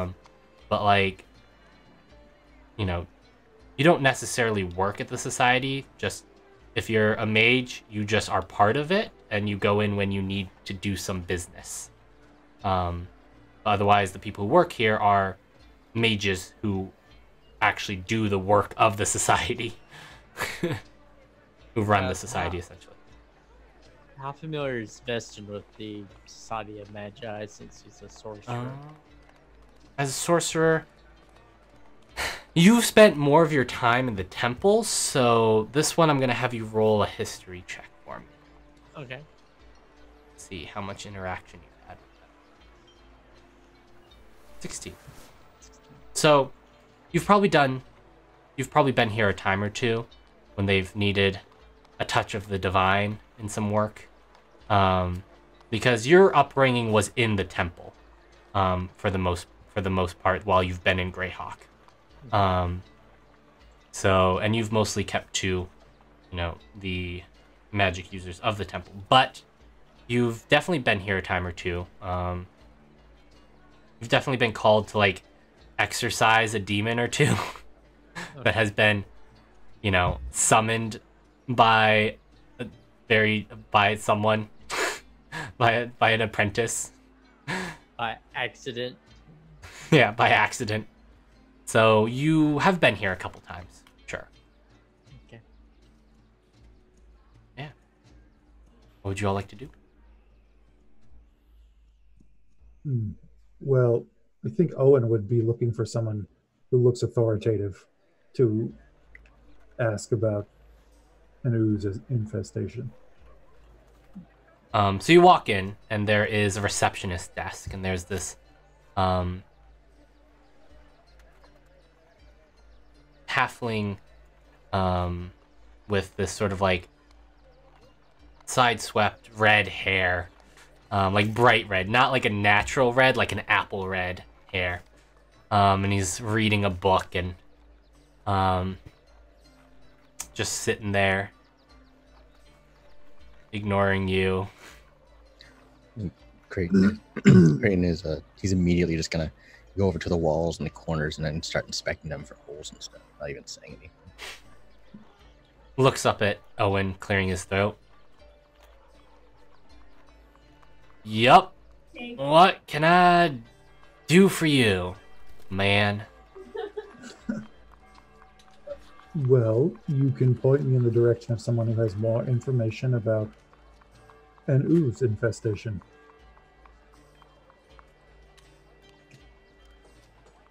That we Looks are up at you, pretty sort of just like gives you this look of like Not even a you're little. interrupting Okay. my reading for an ooze situation. Oh, am I? What Sweet. book is he reading? A book I recognize? Roll me a history check. Can I 18. also What? roll just to see if Vestin is familiar with the book as well? Sure. Yeah. Anyone who wants to roll a history check can. 9. I'm gonna say Owen recognizes it. Vestin does not. Owen, what is he reading? So he would be a mage himself, Yeah. Most likely. given his attitude. Something like practical magic in the home.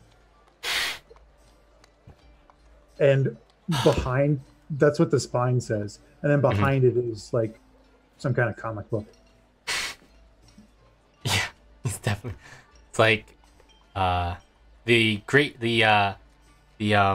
magnificent adventures of Mordekainen, the magical, published by Mordekainen Publishers. Looks at you. You're looking for, I don't know, go see officer.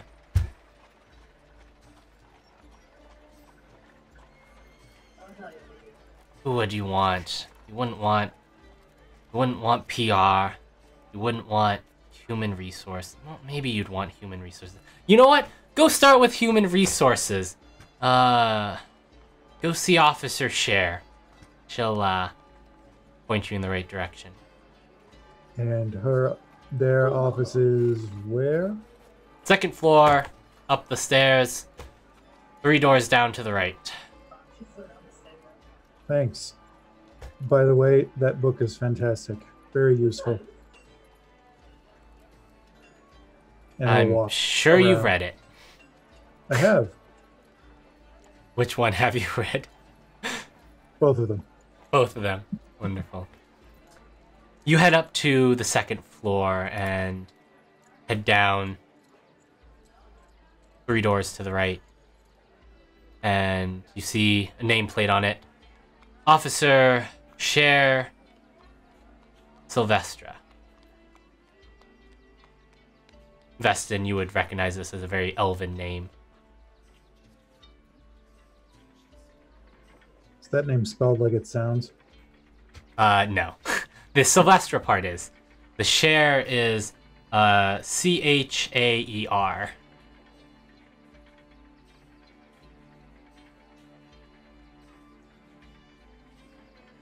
But yeah, Vestin, you would recognize that as a very elven name.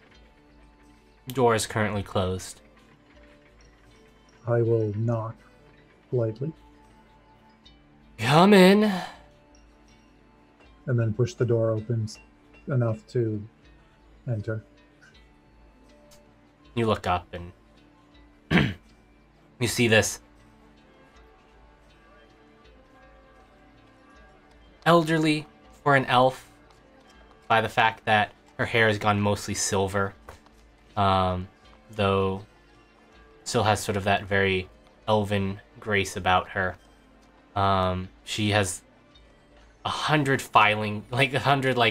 drawers, like a big like cabinet behind her with little doors on it, some sort of filing system. How may I help you today? Well, your lovely receptionist sent us up here because we are looking into a ooze problem you have. I take it that you're with the Night Brigade. Yes, I am. Owen Cisco. I've not seen any slime holes around here. I thought there was a problem. Well, it's not here. It's been around. Sorry, it's not around here. It's around Clarksburg. There have been numerous sightings of the varmints, and you know, there are businesses that have found just whole shipments of food gone bad or gone, and holes born through their casks and just like corroded away. Something had burned it away, and that speaks of slimes. Not to mention, some slime was found at some of these sites. So if you want to start anywhere, I would recommend University Row.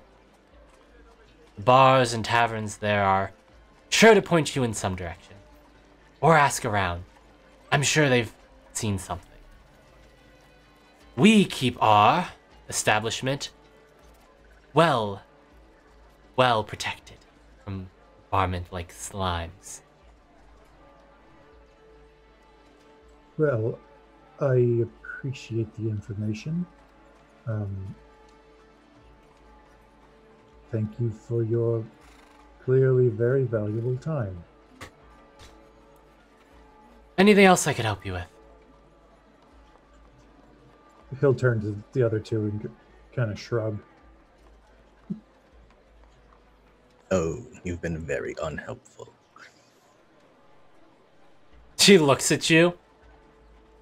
Look, if you want my opinion on it, go ask the Colosseum.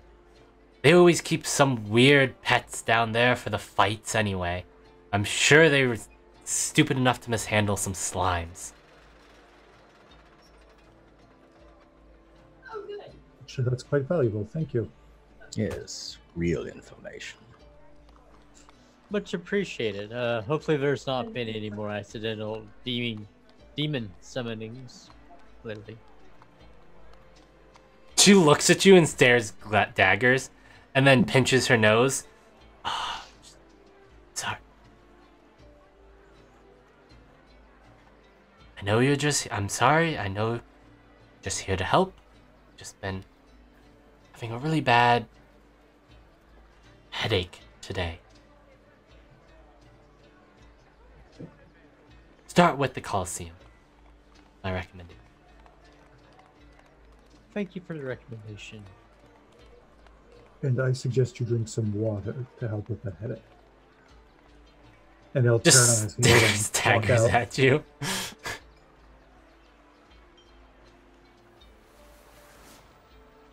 Rest of you follow. Mm-hmm. And Sure. yeah, Owen will walk back downstairs and outside and make for the Coliseum, unless we want to hit University Row first. It's up to Owen. He's a group leader. Then he'll just head for the Coliseum. Alright. You head for the Colosseum, and it's this large. You can't miss it. It's this large, rounded circular structure in the center of Clarksburg. There's a whole area just cleared out around it, a strip around it that's just cleared out, open, sort of almost an open area in front of it, and there are shops and vendors set up, and there are big banners hanging from it, and there's declaring,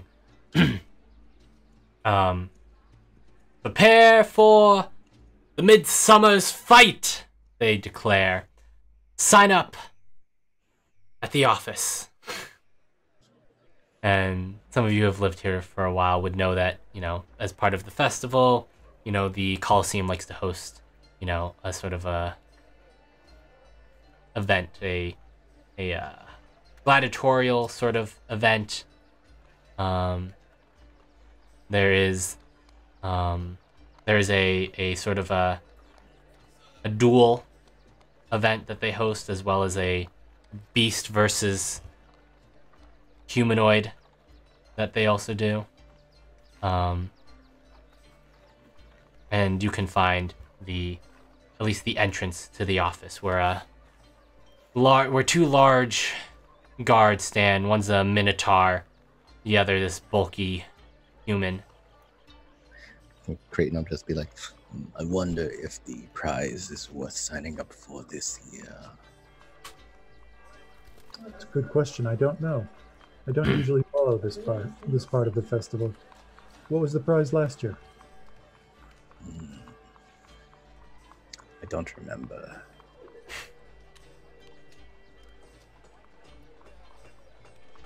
I think it was just 2 goats.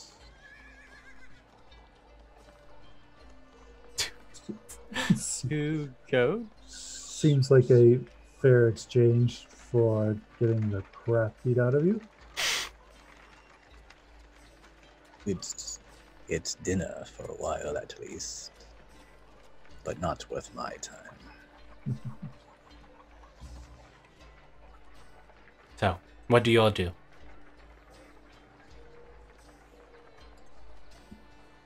If no one else has any suggestions, I think we should go into the office and inquire about missing ooze. Oozes. Oozai? I don't know the plural. Oozes? I think it's oozes. I think it's oozes. As you approach the 2 guards, the large minotaur sort of holds up a large, I think they have 3 fingers on their hands. Holds it up. Oh, what business do you have at the Coliseum? We're here for the slime problem. What slime problem?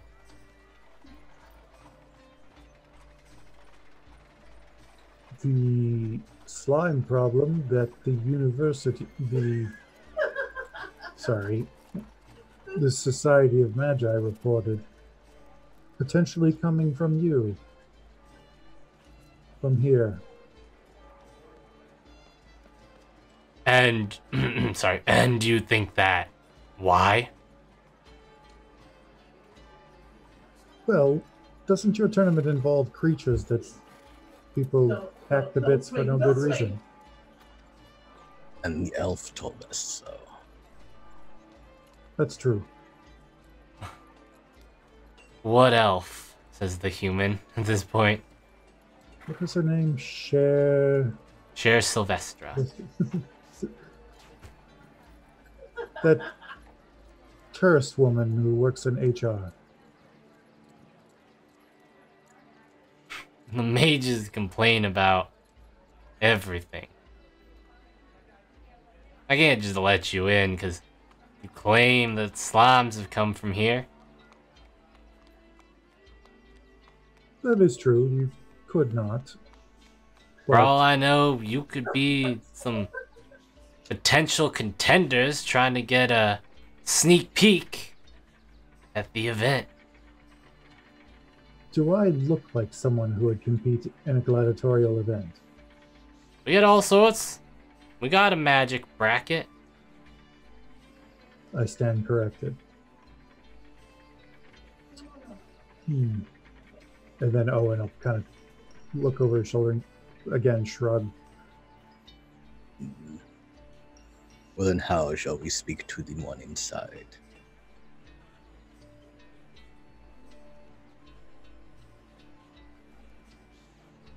You know what? You lot just stay right here. I'll go inside and talk to the Coliseum Master. Salus, you stay here and keep an eye on them. Make sure they don't get up to any funny business. Salus just sort of snorts and grunts in reply.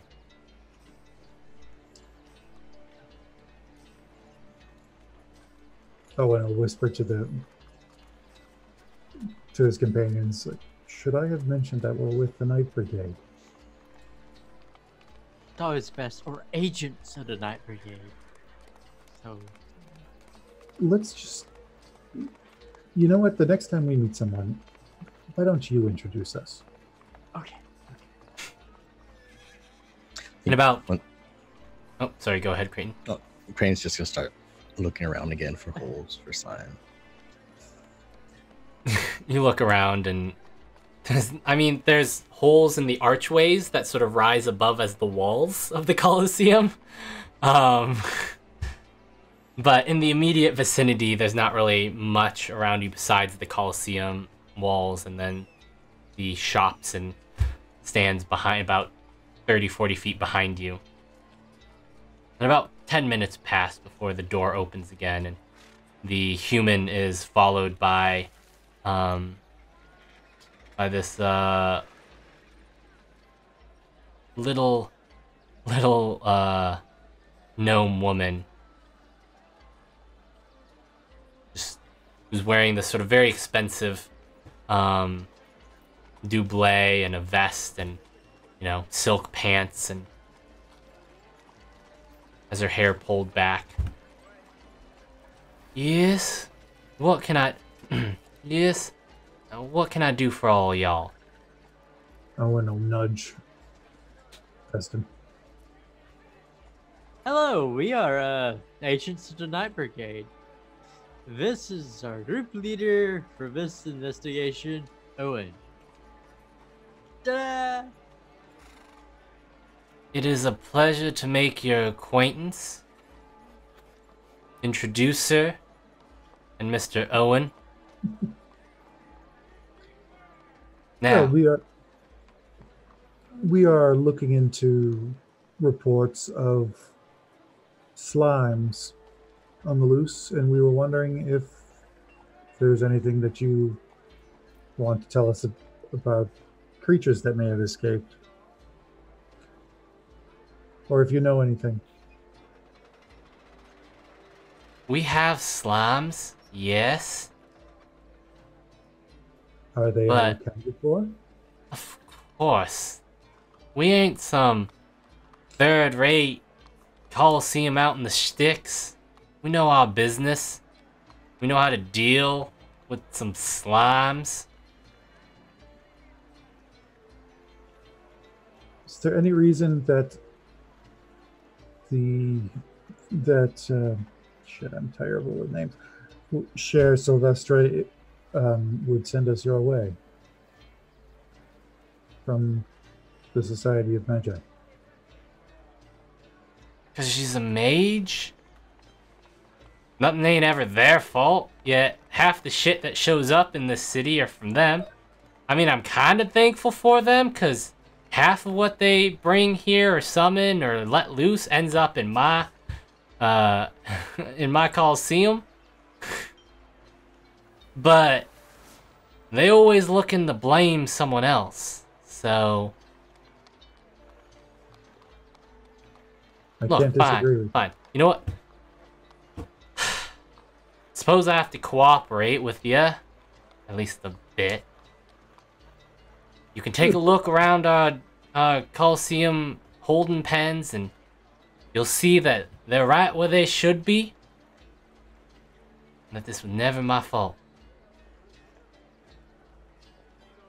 That would be fantastic. It's cute. Small question.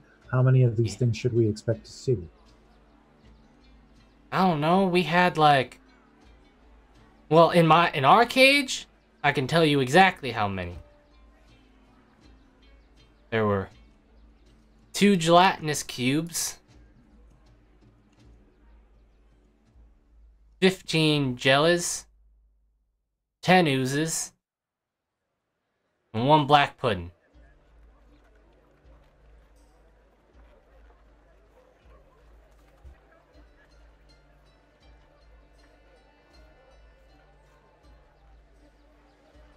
Well, that information is actually very helpful. Thank you.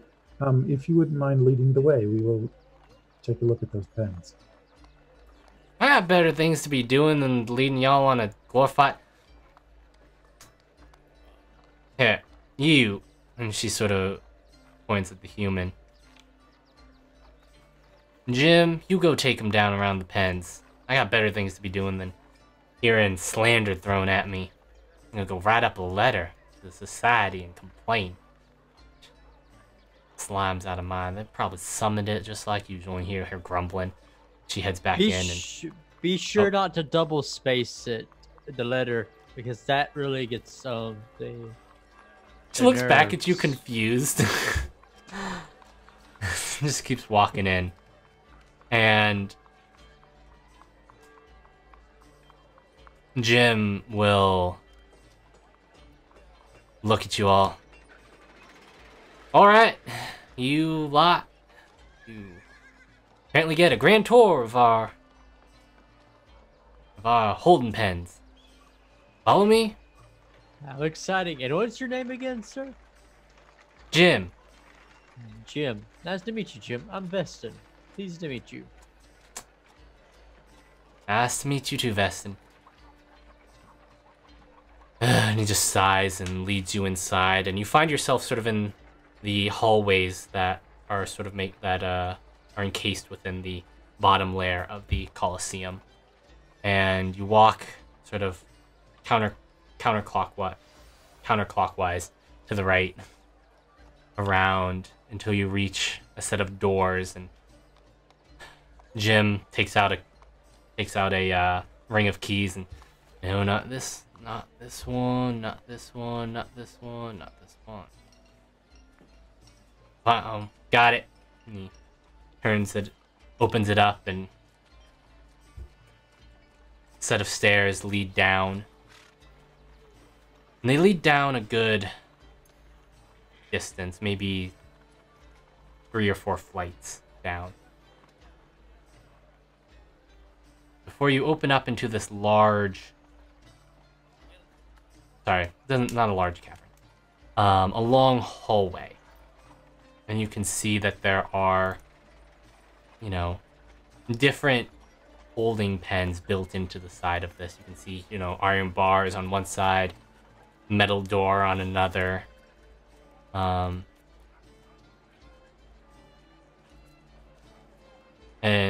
it eventually ends in sort of this large circular chamber. And you actually see that this goes quite high up, at least, the same 3 or 4 flights. And you can see this sort of large platform in the center, where sort of a large iron pole is built into. All right, we're looking at the oozes, right? Yes, the slimes. Slimes, right. All right, third door on the left. As he walks down, takes out his keys again. Not this one, not this one, not this one. All right, then he grabs the right key and opens it up, and inside you see a dark, mostly natural cavern. It seems like, the work had been done, like sort of in this hallway, but in cases where they just needed to like have an opening, they didn't really, work it out. They just figured the stone was good enough. And you look inside, and all of you have dark vision. There's no slimes inside. Mm. I don't know about anybody else, but I don't see any slime. What? There should be. They're hard. The big blue ones are hard to miss. Looks in. I found him. Oh shit. Oh, he's crouched. Can slimes turn invisible? No, I don't think they can. Oh shit. trying. Oh shit. Oh shit. Oh shit. I gotta go tell the. Somebody get Gotta go him. tell the Coliseum Master about this. You lot are not brigade, right? Yes. Yes. Alright, you do your thing, investigate. I'm gonna go get the Coliseum Master. Oh shit. This ain't good. Crane's gonna look for slime holes. You all go inside? Sure, Vestin will put on another pair of gloves because while he's been walking, he's been just playing around with the ring that here gave him. And then when the black pudding was mentioned, he's kind of like, you're like, Alright, it's not hard to find how they got out. There is a collapsed portion of the wall in the back, like just a little bit outside your initial dark vision, but once you step in, you can see it. And the wall seems to have crumbled here and opens up into a tunnel, cavern of some sort, and you can hear the sound of moving water. Well, we found the exit point. Is that the sewer? Oh, I hope not. You all move towards it. Reluctantly. I mean, Yes, after a few I moments, the smell becomes very obvious. It's not a great smell. And you're pretty sure that's the sewer. Do we chase them down or do we... What's your opinion? Perhaps we just set the sewer on fire. Not I a bad can- idea. cast a fireball. Yes, can't be any worse than the 4. Okay. Do you cast a firebolt into the sewers? No, Vestin of like, you're like, on your word, group leader, but otherwise, no. No, let's move forward. Much as I would not want to. And he'll start climbing through the opening. Alright. What is everyone's passive investigation? It would be 10 plus your investigation score. 15.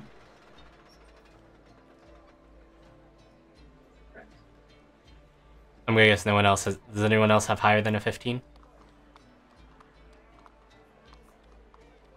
11, so, no. Just let me check one thing real quick. Yep.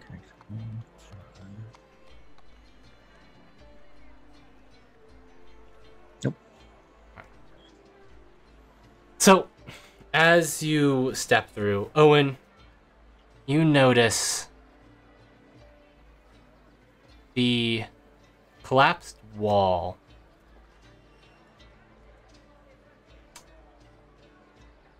There are blast marks. Like scorch marks, not blast marks necessarily, but scorch marks along the inside side of the sewer side of the wall. Not something that a corrosive creature would cause. Probably not, and especially not from the outside of the Okay. not from the outside of the I'll point that out to the rest of us. If I had to guess, somebody blew a hole in this wall from the other side. So sabotage. At the very least. Or they were And- trying to free the slimes into the natural world to return them to the home. But why would they do that into the sewer? Or blow something up? It would be easier if they just stole the key. Is it though? I mean, did you see how long it took that human to find the key? Well, if the slimes have been a problem for a while, it was not hard to just blow the wall either. That's true. I guess I can't speak to someone's motive that I don't know.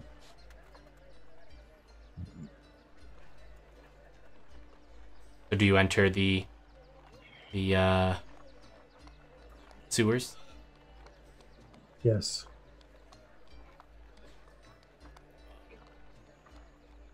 This is why I do not like the Night Brigade.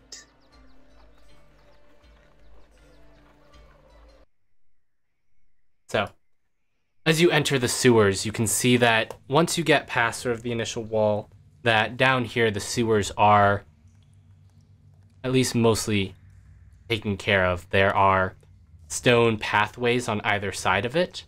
The walls are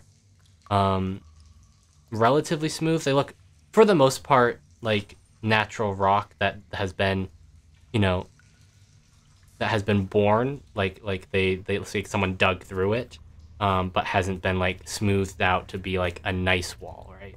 Or had any sort of brick put in place. A sort of river of mostly water flows along through the center, and it extends to the right and left of you.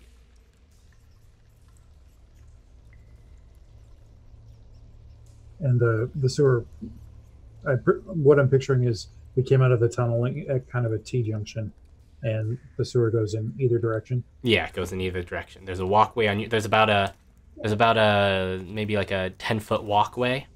Not 10 foot, sorry. Maybe like sorry,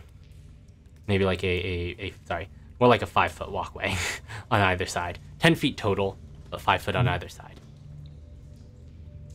Is there any indication that I can see which way these creatures went? Make me an investigation check.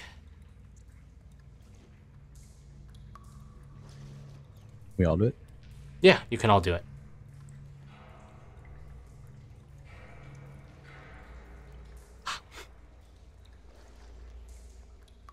So, I think Creighton gets it first. I think Creighton sort of tastes the air with his snake tongue.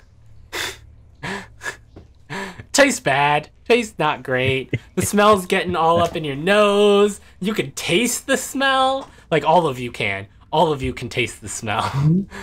Not a great smell. But as you sort of taste the air and you look around, you can see a worn, like, a recently, like, corroded bit of the walkway that seems to lead off to the left. They appear to be going to the left. Well, then let's follow and see if we can figure out where they went. Yes. Let's end this as soon as we can. Yes, at the very least, get out of the sewer. You follow the trail to the left, and you follow it for about 4 or 5 minutes before you come to a large crossroads of the sewers. And so you've got sort of a path forward, and there's bridges that sort of connect each side so that you can cross over and continue going forward, or you could go to the left or right. Creighton, you're still able to easily pick up the trail as it seems to have headed across the bridge and forward. You continue for another 5 minutes before trail ends. And with the natural 20, Creighton, You can see that the edge of the walkway has also been corroded. And then there's just sort of the water, sewage. Perhaps they escaped through the water. If you can call this that.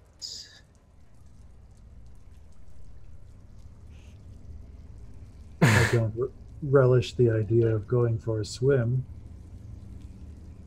Is there, just out of character, is there anything around us that would let us access above, like the city street? There is no porthole in your immediate vicinity. Okay. And as you're all looking around, none of you are taken by surprise. This thing rolled absolutely terribly. As there's this loud splorching sound as this large, almost clear blue cube sort of sucks its way out of the water, and it was almost invisible against the water. But it moves so slowly, getting up onto the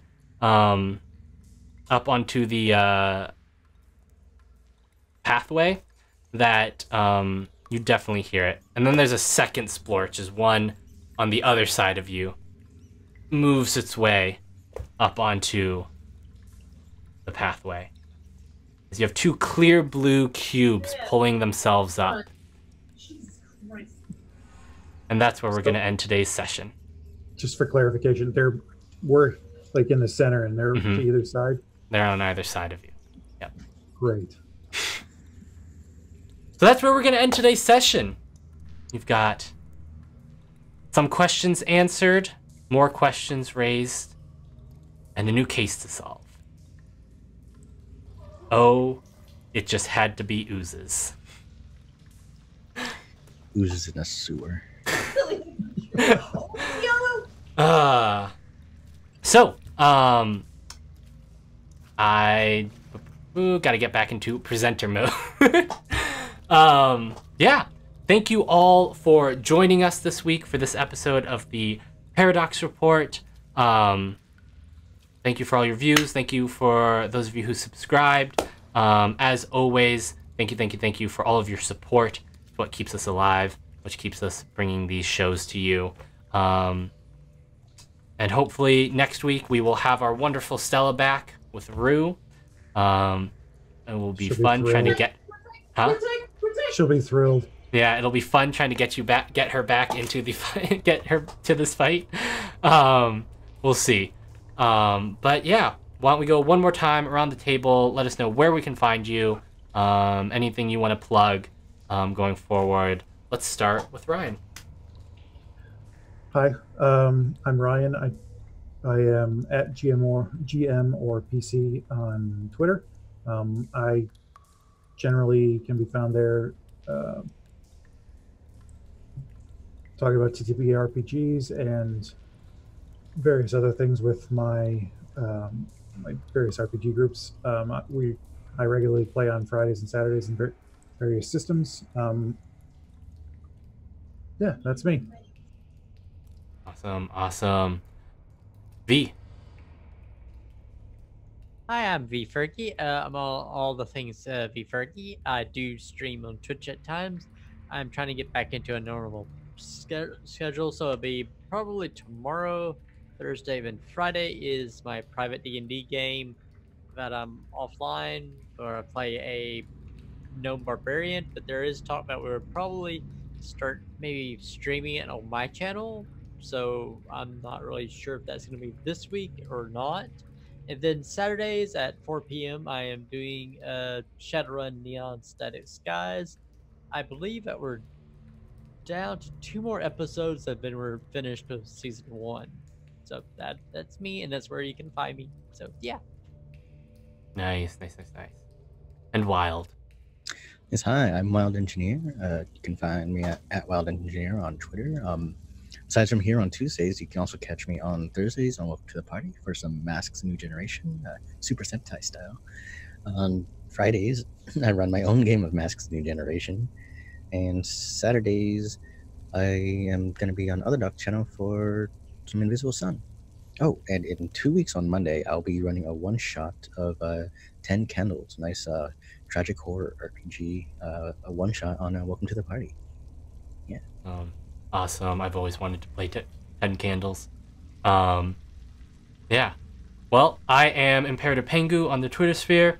I do tabletop RPG stuff across the interwebs, although less across than recently. But you can find me on Mondays over on Tales from the Grim at 9 p.m. Eastern, where I play where I play a werewolf in an Urban Shadows campaign. Werewolf who makes bad decisions, bad life choices. But yeah, that's a lot of fun. Otherwise, follow me on Twitter. Anytime I'm going to be doing anything, I will announce it on there. It's the best way to know what I'm doing. Let's see about, before we close out, someone to raid. Let's see. Why don't we raid? Lindy is streaming, so why don't we raid her? And our raid cry will be, "Oh, it had to be oozes." So I'll hit that. And once again, as always, I like to end with, I hope everyone can find, have a good week, find some kindness in the world, and if you can, offer it out, because the world certainly needs a lot of it right now. Have a wonderful, wonderful evening. Bye.